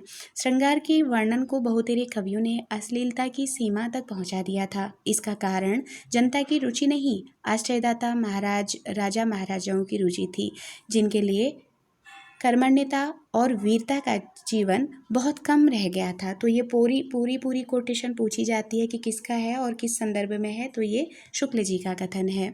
और रीतिकाल के संदर्भ में, साहित्य के इतिहास के संदर्भ में, जहाँ जनता और राजदरबार की रुचि के बीच गुणात्मक अंतर को आचार्य शुक्ल के ही एक प्रिय प्रयोग के सहारे कहते हैं, तो ये ठिकाने से रेखांकित कर दिया गया है। अंतिम वाक्य के उत्तरार्ध में व्यंग्य अधिक है या कि विषाद, ठीक कह पाना मुश्किल है। पूरे इतिहास प्रवाह में चलने वाले इस आलोचना विवेक की सीमा आती है जहाँ आलोचक आधुनिक काल में पहुंचकर पाठ की अर्थ आक्षेप और सहृदय अर्थ व्याख्यान के अंतर को धूमिल कर देता है। संदर्भ छायावादी काव्य का है। एकदम नई उभरती इस काव्य धारा की बड़ी और सहानुभूति तथा पूरे आत्मविश्वास के साथ इतिहासकार आलोचक विवेचना करता है। कुछ सामान्य प्रवृत्तियों का परिशीलन करते हुए वह इस काव्य विधान के मर्म क्षेत्र में प्रवेश करता है। नए ढंग की लाक्षणिक अप्रस्तुत विधान, प्रकृति चित्रण और गीतात्मक स्वरूप का विश्लेषण करने के बाद वह छायावाद की स्थूल अर्थ प्रक्रिया में बैठता है। यहाँ उसका आलोचनात्मक असंतोष उजागर होता है। वह लिखता है, क्या लिखते हैं शुक्ल जी, जिन वस्तुओं का आधार पर उक्तियां मन में खड़ी की जाती हैं, उनका कुछ भाग कला के अनूठेपन के लिए पंक्तियों के इधर उधर से हटा भी लिया जाता है। अतः कहीं व्यवहृत शब्दों की व्यंजकता पर्याप्त न होने पर भाव अस्फुट रह जाता है। पाठकों को अपनी ओर से बहुत कुछ आक्षेप करना पड़ता है। जैसे नीचे की पंक्तियों में फिर उदाहरण स्वरूप प्रसाद की लहर की 4 पंक्तियां को उद्धृत करके उनकी व्याख्या की जाती है। तो इस तरह से इन्होंने छायावाद कवियों के बारे में लिखा है। यहाँ आलोचक की असंतोष विवेच्य काल की ही तरह सूक्ष्म है, जो आक्षेप प्रयोग से व्यंजित होता है, जिसे आज को लक्षणा में हम अति व्याख्या कहना चाहते हैं। आधुनिक खड़ी बोली में द्विवेदी युगीन इति वृत्तात्मकता के बाद वस्तुतः छायावादी काव्य से ही अर्थ सघनता, अर्थ के विविध स्तरों की टकराहट आरंभ होती है। यह प्रक्रिया काव्य दोष नहीं, आधुनिक काव्य वैभव है। एम्पसन के प्रयोग में चाहे तो अर्ध संदिग्धता कह लें, तो ये ध्यान रखिएगा कि अर्ध संदिग्धता किसके उसमें कहा है, एमसन के प्रयोग में। वही पाठ की सक्रियता अपेक्षित होती है अर्थ व्याख्या क्षमता के रूप में। इस अर्थ व्याख्या के फिर अपने सीमांत हैं, जहाँ से अति व्याख्या का क्षेत्र आरंभ हो जाता है, जो अवश्य भावुक आलोचना के लिए वर्जित प्रदेश है। पर इस संदर्भ में जोड़ना होगा कि कभी कभी अचरज होता है, इस सीमा को समझकर नहीं, यह देख कर के पाखंड प्रतिषेध शीर्षक से छायावाद रहस्यवाद पर कटु प्रहार करने वाले 10 कविता की माला, जिन्हें कवि ने अत्यंत दंड प्रहार बताया है। आलोचकी टिप्पणी के सहित लिखने वाले कैसे छायावाद को इतने सूक्ष्म स्तर पर सहानुभूतिपूर्ण व्याख्या प्रस्तुत करता है। इतिहास अपने अंतिम चरण में स्वभावतः लेखक के समकालीन दौर में पहुंचता है। समकालीन मतलब जो आधुनिक वाला है उससे पहुंचते हैं। यहाँ कठिनाई आती है। अब यहाँ इनको कठिनाई आती है, ये होता है ना कि आधुनिक काल में अपने समकक्षी लेखकों के बारे में लेखन करना है, उनकी आलोचना बतानी है, तो वहाँ उनको थोड़ा सा कठिनाई का महसूस हुआ था। अंतराल विहीन दृष्टि की अपनी सीमा होती है। फिर एक दूसरी व्यवहारिक कठिनाई आती है व्यक्तिगत निकटता की, क्योंकि यहाँ निकट रहते हैं तो आलोचना कैसे करेंगे। आचार्य शुक्ल इतिहास और समकालीन के इस हल्के द्वंद्व के प्रति स्वयं सजग थे, यानी कि ये लिखना नहीं चाहते थे आधुनिक काल के कवियों के बारे में। तो यहाँ समकालीन लेखकों के बारे में लिखने के प्रति, हल्के द्वंद्व के प्रति ये सजग थे, कह रहे हैं। प्रथम संस्करण के वक्तव्य में वे लिखते हैं, और प्रथम संस्करण के वक्तव्य में इन्होंने लिखा है, देखिए क्या लिखते हैं कि वर्तमान लेखकों और कवियों के कोटेशन याद रखिएगा, शुक्ल जी का है और वर्तमान लेखकों के संदर्भ में है कि वर्तमान लेखकों और कवियों के संदर्भ में कुछ लिखना अपने सिर बला मोल लेना समझ पड़ता था, पर जी न माना। वर्तमान सहयोगियों तथा उनके अमूल्य कृतियों का उल्लेख भी थोड़े बहुत विवेचन डरते डरते किया है, मतलब थोड़ा भय है उनको कि आलोचक जो भी रहेंगे साथ के साथ ही वो कुछ कह न दें, तो इसलिए ये डरते डरते शब्द का प्रयोग किए हैं कि डरते डरते किया है। और जी न माना से तात्पर्य है कि वो शुरू से लेकर के अगर मध्यकाल रीतिकाल तक ही पूरा बताए हैं कि रीतिकाल में क्या हुआ था, जयशंकर प्रसाद और ये क्या कहते हैं छायावादी प्रेमचंद्र आधुनिक कवियों के बारे में बताए हैं, और प्रारंभ की रचना के बारे में बताएं। तो आधुनिक काल में जब ये आते हैं समकालीन कवियों के बारे में, जब छायावाद में की आलोचना करनी है, चाहे इनको आधुनिक काल के बारे में भारतेंदु युग या इसके बारे में लिखना पड़ रहा है, तो आधुनिक कालीन कवियों के बारे में लिखने में थोड़ा सा इनको संशय था कि आपस में हैं तो कुछ गलत हो सकता है, कुछ आलोचना लिखने में हो सकता है समकक्षी थोड़ा सा विरोध करें। जो भी है, जो भी रीजन रहा हो शुक्ल जी का, उनका कहना है कि वर्तमान सहयोगियों तथा उनकी अमूल्य कृतियों का उल्लेख जो भी किया उन्होंने वो डरते डरते किया है। यहाँ जी न माना की उक्ति में इतिहासकार ने अंतर्द्वंद का बड़ा मार्मिक और सात्विक रूप झलकता है। जी न माना से तात्पर्य है कि लिखना भी चाह रहे हैं और नहीं भी लिखना चाह रहे हैं, तो इनका अंतर्द्वंद झलकता है उसमें। समकालीन साहित्य के प्रति दायित्व भाव एक और सहयोगी लेखकों की अनिश्चित प्रतिक्रियाओं का डर दूसरी ओर। तो एक ओर तो है कि जो समकालीन साहित्य है, जो समकालीन साहित्य लिखा जा रहा है उसके बारे में भी बताना अपना दायित्व समझ रहे हैं। तो दूसरी ओर जो सहयोगी लेखक हैं उनकी प्रतिक्रियाओं से भी डर रहे हैं कि वो क्या प्रतिक्रिया कर रहे हैं। तो इसके इन दोनों के द्वंद्व के बीच में वो कहते हैं कि मेरा दायित्व बोध विजयी हुआ। तो पहले तो एक तो उनको लगा कि मुझे अपने समकालीनता के बारे में भी बताना चाहिए, एक और दूसरी ओर उनको लगता है कि नहीं, समकालीन जो लेखक हैं वो मुझ पर कुछ भी हावी हो सकते हैं। तो दोनों चीज़ें मन में होने के बावजूद भी इन्होंने लिखने वाले दायित्व को चुना, और उसके लिए कहते हैं कि इन दोनों में से मेरा जो दायित्व बोध था वो विजयी हुआ, यानी कि थोड़ा बहुत इन्होंने आधुनिक के बारे में भी लिखा। फिर अगले संशोधित और प्रवर्धित संस्करण में तब तक उनका मनोबल इस प्रसंग में बढ़ता है। अब जब प्रवर्धित संस्करण आता है तो जो डरते डरते इन्होंने पहले संस्करण में किया था वहाँ इनका डर भाग जाता है, और ये अब मुख्य संदर्भ में है कि नवविकसित छायावाद का, जिसके स्वरूप को लेकर बहुत कुछ अनिश्चय बना हुआ था, यहाँ इतिहास का विवेचन जैसा अंतर्दृष्टिपूर्ण था, भक्ति काल का पहले कराए हैं या मध्ययुगीन आधुनिक काल के बीच संतुलन बनता है, तो आचार्य शुक्ल के इतिहास की बनावट को पूर्ण करता है। इस संस्करण की भूमिका में अब पिछला डर समाप्त हो चुका है। तो ये जो आधुनिक काल के संदर्भ में कह रहे हैं ना, तो पिछला डर जो इनको पहले संस्करण में लगा था वो अब भय हो गया, उनका जो था वो खत्म हो गया है। तो ध्यान रखिएगा, यहाँ समकालीन कवियों के बारे में भी आलोचना ये करने लगते हैं। तो जो डर इनके अंदर था वो दूसरे संस्करण में इनका खत्म हो गया है। आत्मविश्वास का स्तर उदित होता है, जहाँ इतिहास और आलोचना एक दूसरे का सहयोगी भूमिका में आ गए हैं। लेखक क्या कह रहा है दूसरे संस्करण के, उसमें देखिए क्या कहते हैं। इस संस्करण में समसामयिक साहित्य का अब तक का आलोचनात्मक विवरण दे दिया गया है। अब ये आलोचना करने लगे हैं।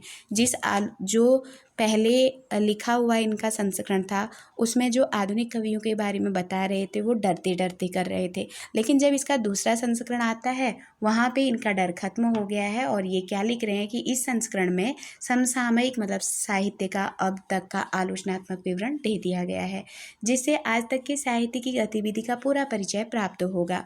जहाँ आलोचनात्मक विवरण कहकर उसने स्पष्ट कर दिया है कि इतिहास में आलोचना की सीमित संभावना ही नहीं, मूल वक्तव्य में वह पहले कह चुके हैं कि इतिहास की पुस्तक में किसी भी कवि की अपूरी आलोचना भी नहीं आ सकती।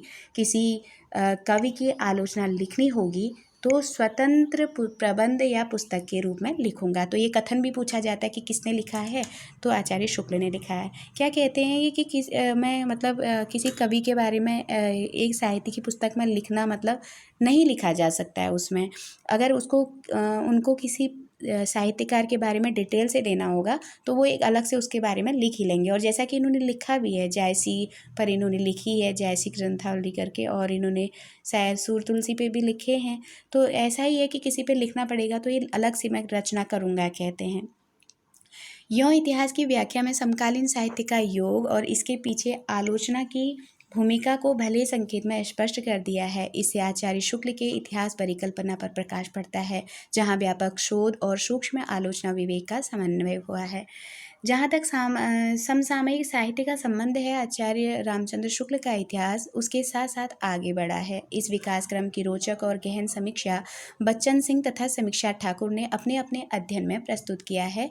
आचार्य शुक्ल का इतिहास पढ़ते हुए बच्चन सिंह 1989 और आचार्य रामचंद्र शुक्ल के इतिहास की रचना प्रक्रिया समीक्षा ठाकुर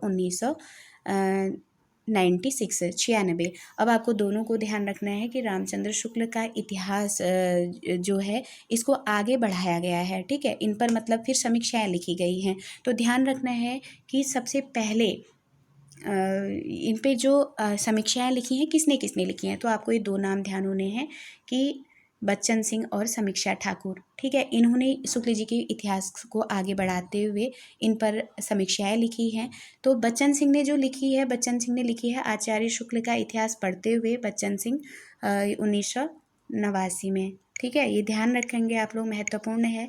1989 में ये आचार्य शुक्ल का इतिहास पढ़ते हुए बच्चन सिंह ने समीक्षा लिखी है। और वैसे ही आचार्य शुक्ल के इतिहास की रचना प्रक्रिया को समीक्षा ठाकुर ने 1989 में लिखा है। तो दो समीक्षाएं इनकी कृति पर लिखी गई हैं।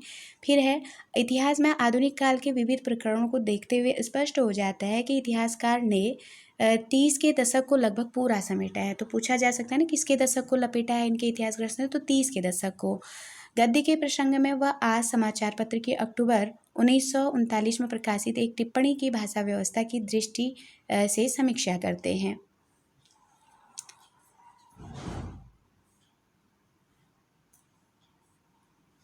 तो इन्होंने गद्य के प्रसंग में जो आज समाचार पत्र है उसमें अक्टूबर 1939 पर एक टिप्पणी दी है, ठीक है, भाषा व्यवस्था की दृष्टि से समीक्षा की है।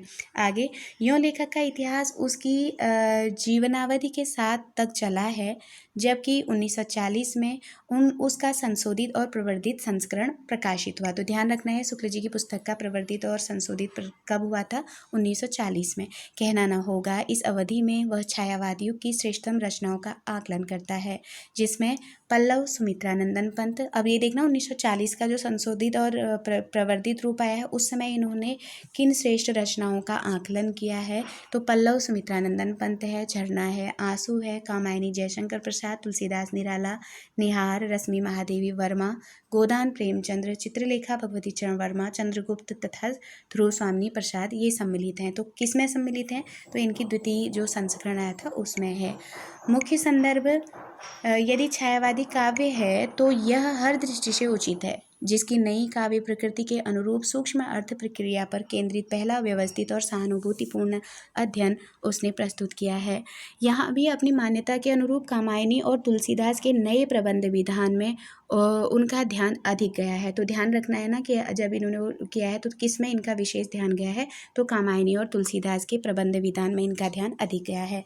सबसे बड़ी बात यह है कि पंत प्रसाद निराला महादेवी की आलोचनात्मक चर्चा भर नहीं की, उनकी अनेक काव्य पंक्तियों से भावक टकराहट और व्याख्या का सीधा प्रयत्न आलोचक इतिहासकार ने किया है। तो ये भी पूछा जा सकता है कि किसके काव्य प्रवृत्तियों में भावक टकराहट और व्याख्या का सीधा प्रयत्न आलोचक ने किया है, तो पंत प्रसाद निराला और महादेवी के। तो इसको भी हम लोगों को ध्यान रखना है। आगे देखेंगे, यों इस नई तथा अपेक्षा सूक्ष्म अर्थ प्रक्रिया को प्रशस्त करने का साहसिक रचनात्मक उपक्रम हर दृष्टि से सराहनीय है और इतिहास की विशिष्ट आलोचनात्मक उपलब्धि है। एक रोचक तथ्य इस प्रसंग में यह है कि आधुनिक काल में पहुंचकर लेख की वृत्तों के अंतर्गत इतिहासकार रचनाकारों की जाति का उल्लेख नहीं करता। यों व्यक्तिगत प्रसंग ही वहाँ बहुत कम है, जबकि प्राचीन और मध्यकाल में कवियों लेखकों की समुचित जानकारी देने के लिए ये ब्यौरे उपयोगी हो सकते हैं। छायावाद के प्रसंग में यदि सुमित्रानंद पंत को उसके नेतृत्व का श्रेय दिया गया है, तो इसका बड़ा सांगोपांग और ऐतिहासिक सतर्क विवेचन इतिहासकार ने प्रस्तुत किया है। विवेचन का मुख्य बिंदु जैसा संकेत किया गया यह है कि जयशंकर प्रसाद आयुक्रम, ध्यान रखिएगा यहाँ पे इन्होंने जो छायावाद नाम पढ़ा है उसके संदर्भ में मत दिया है, तो अच्छे से ये छायावाद के प्रसंग में क्या कहते हैं कि इन्होंने पंत को उनके नेतृत्व का श्रेय दिया है। तो प्रसाद से भी ज़्यादा इन्होंने पंत को महत्व दिया है यहाँ पे। और क्या बताते हैं, देखिए जयशंकर, ये जो अंडरलाइन कर रही हूँ ये वाली चीज़ें इसमें समझनी है, क्योंकि प्रश्न बनेगा तो यहीं से बनेगा कि जयशंकर प्रसाद आयुक्रम और काव्य प्रकाशन दोनों दृष्टि से ज्येष्ठ हैं। तो ये प्रश्न बन सकता है कि आयुक्रम और काव्य प्रकाशन दोनों दृष्टि से ज्येष्ठ कौन है, तो जयशंकर प्रसाद हैं। ठीक है, तब छायावाद का प्रवर्तन प्रसाद के झरना 18 से माना जाना चाहिए या कि सुमित्रानंदन पंत के पल्लव से। तो ये शुक्ल जी कह रहे हैं कि अगर आयु और क्रम में जयशंकर प्रसाद ज्येष्ठ हैं, तो इनकी जो रचना 1918 में आई है, इससे छायावाद का शुरुआत मानना चाहिए कि पंत के पल्लव से। पल्लव इनका 26 का है। तो एक हिसाब से देखा जाए तो सन के अकॉर्डिंग 18 झरना लग रहा है ना, कि इससे माना जाना चाहिए। लेकिन ये आगे मत देते हैं अपना, क्या कहते हैं कि इतिहासकार का तर्क क्रम कुछ इस प्रकार है। यह ठीक है कि झरना का प्रथम संस्करण पल्लव के पहले प्रकाशित हुआ है ना, ये पल्लव से प्रकाशित पहले झरना 1918 में आ गई है, पर झरना का काव्य वैशिष्ट्य दूसरे संस्करण में आता है। अब जो छायावादी संबंधी विशेषताएं हैं ना, जब झरना का दूसरा संस्करण 1927 में आता है, यानी कि पल्लव 1926 की है और पल्लव के जस्ट बाद 1927 में जब झरना आता है, इसी दूसरे संस्करण में छायावादी विशेषताएं मिलती हैं। जबकि जो झरना पहले है 18 वाला, उसमें ये छायावादी विशेषताएं नहीं मिलती हैं। और इसी संदर्भ में शुक्ल जी कह रहे हैं कि जो झरना का काव्य वैशिष्ट्य है वो उसके दूसरे संस्करण में आता है, जिसका प्रकाशन पल्लव के बाद हुआ है। पल्लव ये गलत छपा हुआ है, पार्श्व यहाँ पे सही कर लीजिएगा, पल्लव के बाद हुआ है। स्वयं लेखक के शब्दों में झरना की उन 24 कविताओं में उस समय नूतन पद्धति पर निकलती हुई कविताओं में ऐसी विशिष्टता नहीं थी जिस पर ध्यान जाता है। तो जो झरना 1918 की है ना, एक तो यहाँ पे प्रश्न पूछ सकता है कि कितनी कविता है, तो यहाँ ध्यान रखना जो झरना 1918 वाली है उसमें 24 कविताएं संकलित है, और इन 24 कविताओं में छायावाद संबंधी कोई विशेषता मिलती ही नहीं है, कह रहे हैं शुक्ल जी।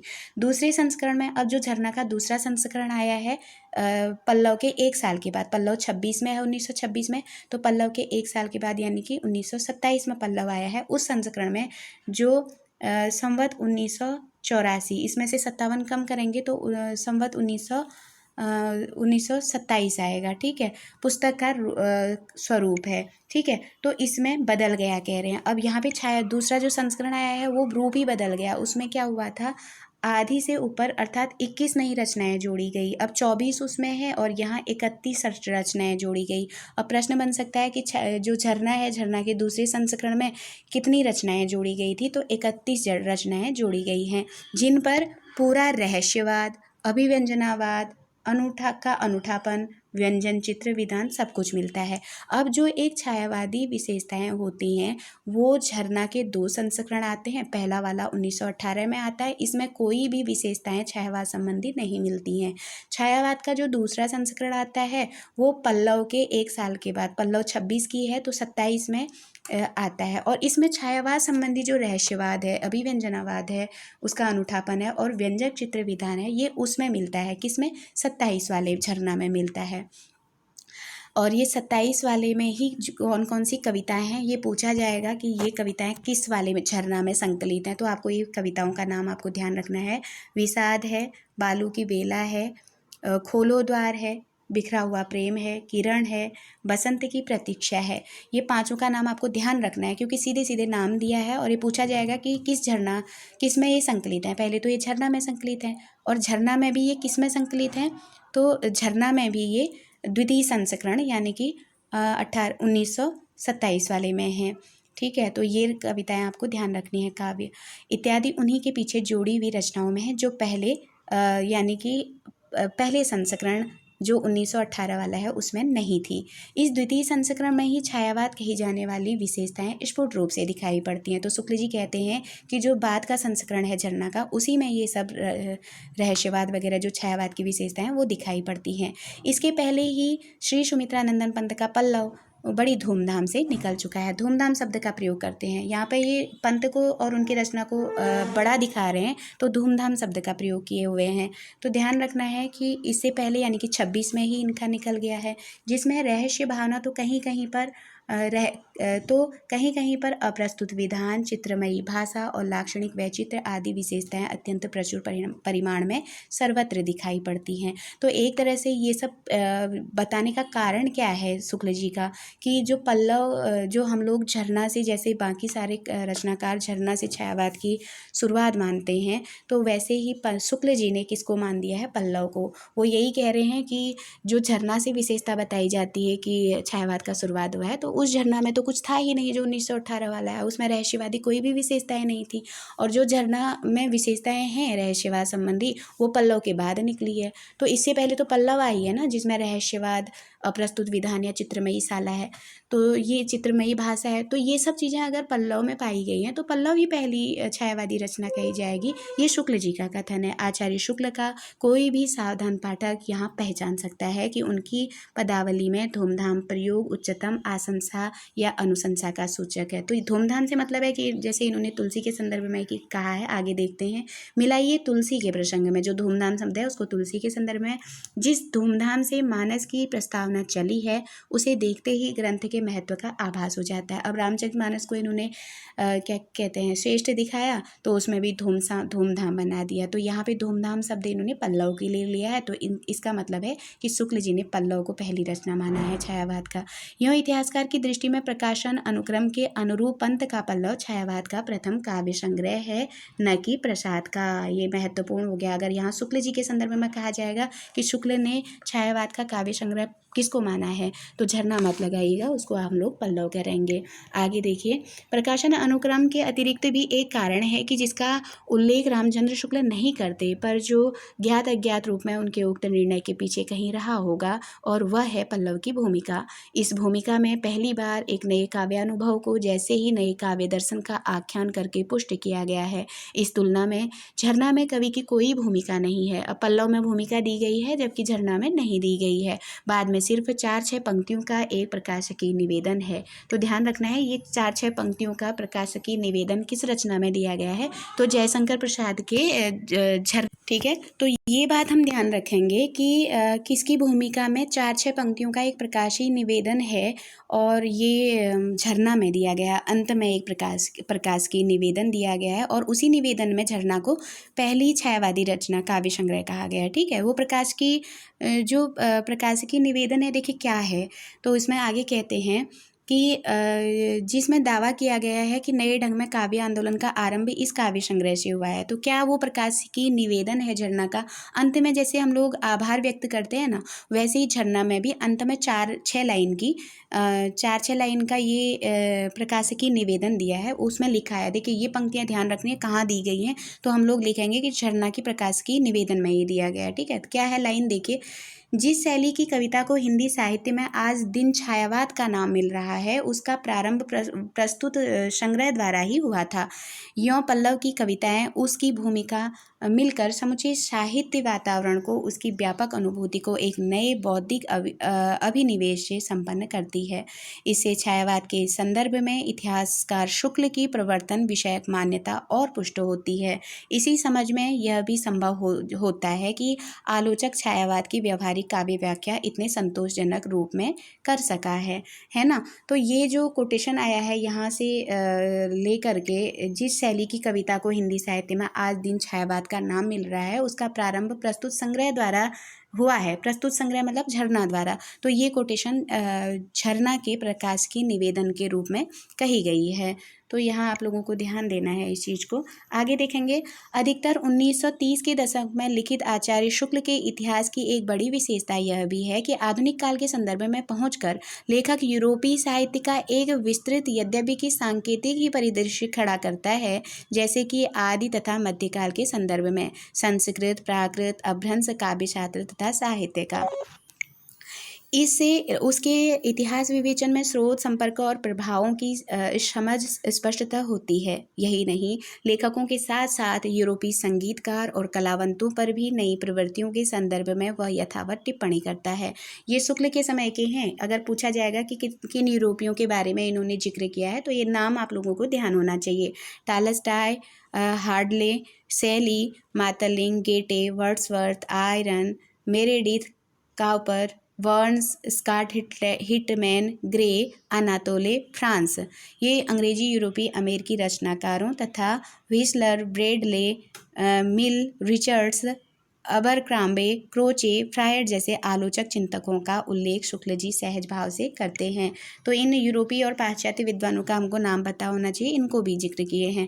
इन लेखकों को का वे नाम भर नहीं करते, उनके वैशिष्ट्य और योगदान को भले ही संक्षेप में रेखांकित करते हैं। ठीक है, केवल इनका नाम ही नहीं लिया है उन्होंने, जितना थोड़ी बहुत उनके अंदर विशेषता है वो भी दर्शाई हैं।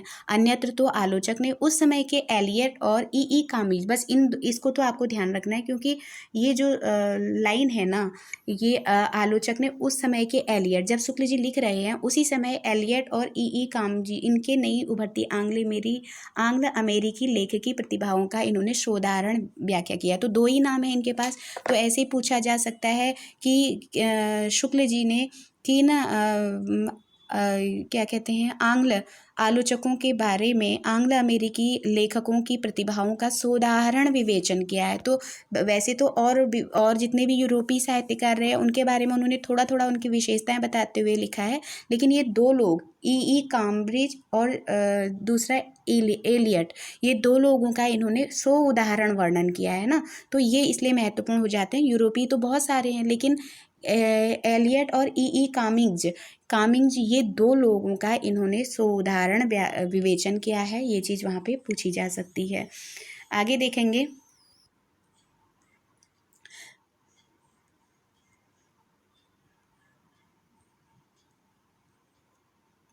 समूचे भारतीय परिदृश्य पर इतनी व्यापक आलोची की सजगता और विराट क्षमता अन्यत्र शायद ही कहीं मिलेगी। तो जिस तरह से इन्होंने विवेचन किया है, और ऐसी आलोची की सजगता और कहीं नहीं मिल सकती है, ये रामस्वरूप चतुर्वेदी जी शुक्ल के लिए कह रहे हैं। ऐसे वैशिष्ट्य से संपन्न इतिहास जहाँ पूरा होता है, आलोचना और इतिहास की नई संभावनाएं खुलती हैं। इसलिए रामचंद्र शुक्ल का हिंदी साहित्य का इतिहास एक कालक्रमिक वृत्त भर नहीं जो अधूरा रह जाए। ये अधूरा है ना, इसलिए कह रहे हैं कि एक कालक्रमिक वृत्त भर नहीं है जो अधूरा रह जाए, वरन अपने में एक संपूर्ण रचना है। क्योंकि ये अधूरा ग्रंथ है ना, इसलिए ये अधूरा होते हुए भी एक संपूर्ण रचना है, ये चतुर्वेदी जी कह रहे हैं। फिर न्यू रचनात्मकता को उत्प्रेरित करती हुई है। इस प्रवाहमानता का बड़ा कलात्मक संकेत अंतिम वाक्य में आता है। जब शुक्ल जी का ग्रंथ पूरा होगा तो उसमें जब ये इनका ग्रंथ आप देखेंगे, छायावाद के बाद ये लिखे नहीं है, तो अंतिम में शुक्ल जी ने ये कोटेशन वहाँ पे लिखी हुई है। तो इसलिए चतुर्वेदी जी कह रहे हैं कि शुरुआत भी एक कथन से किया है, अंत भी एक कथन से है। तो कथन क्या है इनके अंतिम का, कि इस प्रकार वर्तमान हिंदी कविता का प्रवाह अनेक धाराओं में होकर चल रहा है। ये किताब जो शुक्ल जी की है उसकी अंतिम पंक्ति है। तो ध्यान देने की बात है कि धारा की लक्षणा से अनुप्रेरित यह अकेला संक्षिप्त सा वाक्य अपने में इतिहास का अंतिम अनुच्छेद भी है। ये ठीक है, अंतिम अनुच्छेद है शुक्ल जी की पुस्तक का। तो इस तरह से पूरी पुस्तक बताई है इन्होंने। अंत में व्यक्तिगत प्रसंग। अब हम व्यक्तिगत प्रसंग चतुर्वेदी जी का देख लेते हैं कि इनकी क्या रही है विशेषता। 1989 की बात रही होगी, बाहर जाने के प्रसंग में दिल्ली पहुंचा। तो 89 में ये दिल्ली पहुंचे अपने स्थायी प्रवास स्थल पर त्रिलोकीनाथ चतुर्वेदी। तो नाम पूछा जा सकता है कि जब दिल्ली गए थे तो अपने स्थायी प्रवास स्थल पर कौन थे, तो श्री त्रिलोकीनाथ चतुर्वेदी। और ये त्रिलोकीनाथ चतुर्वेदी क्या थे उस समय, भारत के नियंत्रक और महालेखा परीक्षक थे। कि यहाँ अपराह्न की तंद्रा थी कि बैठक से बुलावा आया।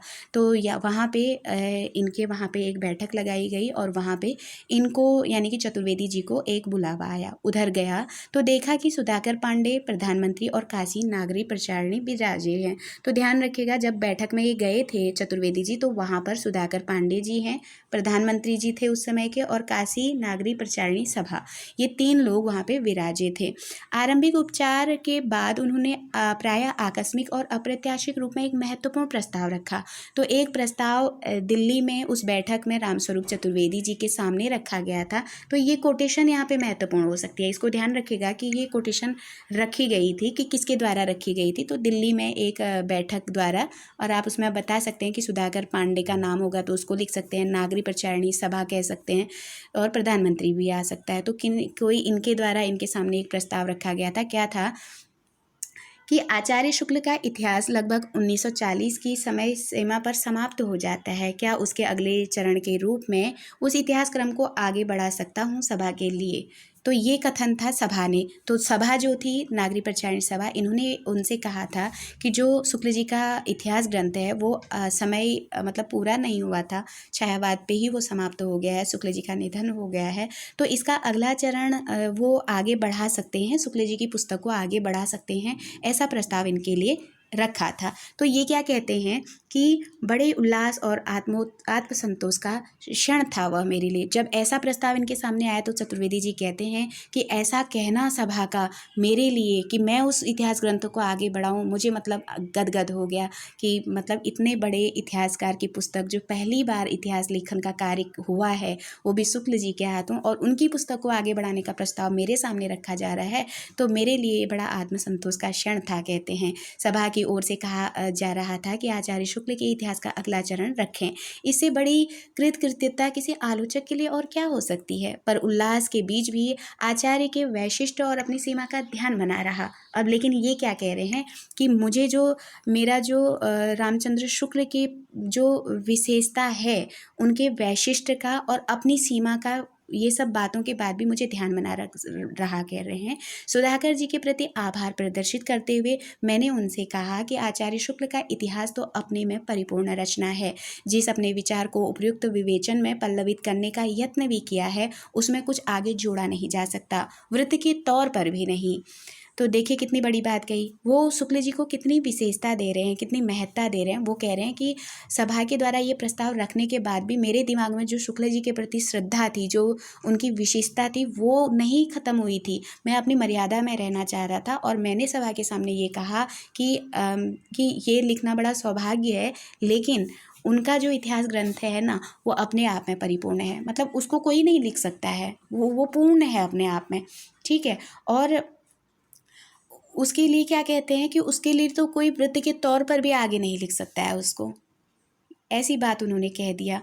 दूसरी यह कि मैं स्वयं एक इतिहास प्रस्तुत कर चुका हूँ, और सबसे बड़ी बात है कि इस प्रस्ताव से पहले ही रामस्वरूप चतुर्वेदी की जो पुस्तक हम पढ़ते हैं, हिंदी साहित्य और संवेदना का विकास 1986, ये पुस्तक वो लिखना शुरू कर दिए थे। और दूसरी बात बताते हैं कि मैंने भी एक इतिहास ग्रंथ लिखना शुरू कर दिया है, सभा के लिए लिखने पर उसकी पुनरावृत्ति भर होगी। अगर आप उसको सभा के लिए स्वीकार करते हैं तो ये एक पुनरावृत्ति भर होगी। अतः जो विश्वास मेरे प्रति व्यक्त किया है उसका सम्मान करते हुए भी मैं इतिहास लेखन के इस नए दायित्व को स्वीकार न कर सकूंगा। और एक तरह से शुक्ल के इतिहास को आगे बढ़ाने के लिए इन्होंने मना कर दी। तो क्या कहते हैं कि आपने जो मेरे प्रति विश्वास रखा है शुक्ल के इतिहास को लिखने का, आगे बढ़ाने का लिया, तो उसका मैं सम्मान करता हूँ, लेकिन मैं इतिहास लेखन के इस नए दायित्व को स्वीकार न कर सकूंगा, यानी कि मैं उसको नहीं आगे बढ़ा सकूंगा। बात वहाँ पूरी हो गई, और इसके बाद उनसे कुछ नहीं कहा गया, बात वहाँ पे इन्होंने समाप्त कर दी। मेरा उपयुक्त इतिहास यदि रामचंद्र शुक्ल के हिंदी साहित्य का इतिहास के परिशिष्ट रूप में भी स्वीकृत होता है तो मैं अपने इस लेखक को सार्थक मानूंगा। तो अब जो अपना लेखन, उनका जो ग्रंथ है हिंदी संवेदना का विकास, तो उसके संदर्भ में क्या कह रहे हैं कि अगर शुक्ल के इतिहास के बाद इस ग्रंथ को अगर कोई पढ़ा जाएगा या वो परिशिष्ट के रूप में भी स्वीकृत हो जाएगा मेरा इतिहास ग्रंथ, तो मैं अपना इतिहास लेखन को सार्थक मानूंगा। आचार्य के इतिहास का अवैशिष्ट पिछले पृष्ठों में व्याख्यायित करने का यत्न किया है। तो जो भी मतलब शुक्ल जी का जितना मैं जान पाया शुक्ल जी को, उतना मैंने पिछले पृष्ठों में उनको अच्छी तरह से व्याख्यायित करने का एक प्रयत्न किया है। कह रहे हैं यूं मूल की कोई झलक और परिशिष्ट की छाया दोनों आपके यहाँ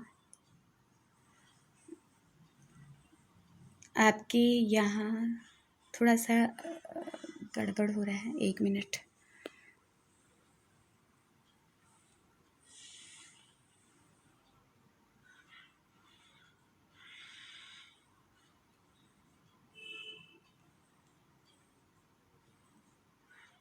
हाँ, यहाँ है परिशिष्ट भी छाया दोनों आपके सामने है। ठीक है, वो थोड़ा सा ज़्यादा आ गया था तो यहाँ से आप लोग देखिएगा। यों मूल की छलक, ये सब गलत है यहाँ। ठीक है, 1 मिनट, इसको सही कर लें थोड़ा, वरना समझ में नहीं आएगा ना।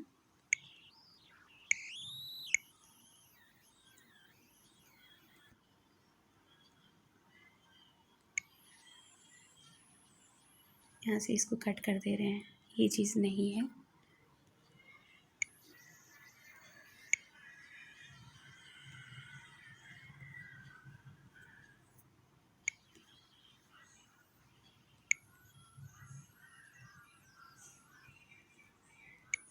पुनः वही चीज़ आई है। ठीक है, तो ये क्या कह रहे हैं,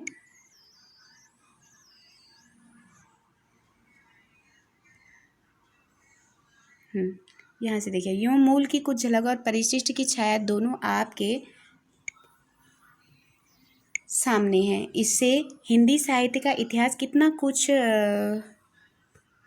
होता है और न उसका अर्थ विस्तारण या निर्णय स्पष्ट ही पाठक का होगा। तो अब ये बता रहे हैं कि जो कुछ भी मतलब जो कुछ भी मुझे रखना था वो मैं रख लिया हूँ। अब जो कुछ भी निर्णय होगा वो पाठक का होगा। इलाहाबाद 6 मई 2001 का है और आचार्य रामस्वरूप चतुर्वेदी जी का ये शुक्ल के इतिहास ग्रंथ के बारे में था। तो इस तरह से हमने चतुर्वेदी जी की जो भूमिका दी गई है रामचंद्र शुक्ल के बारे में उसको आज देखा।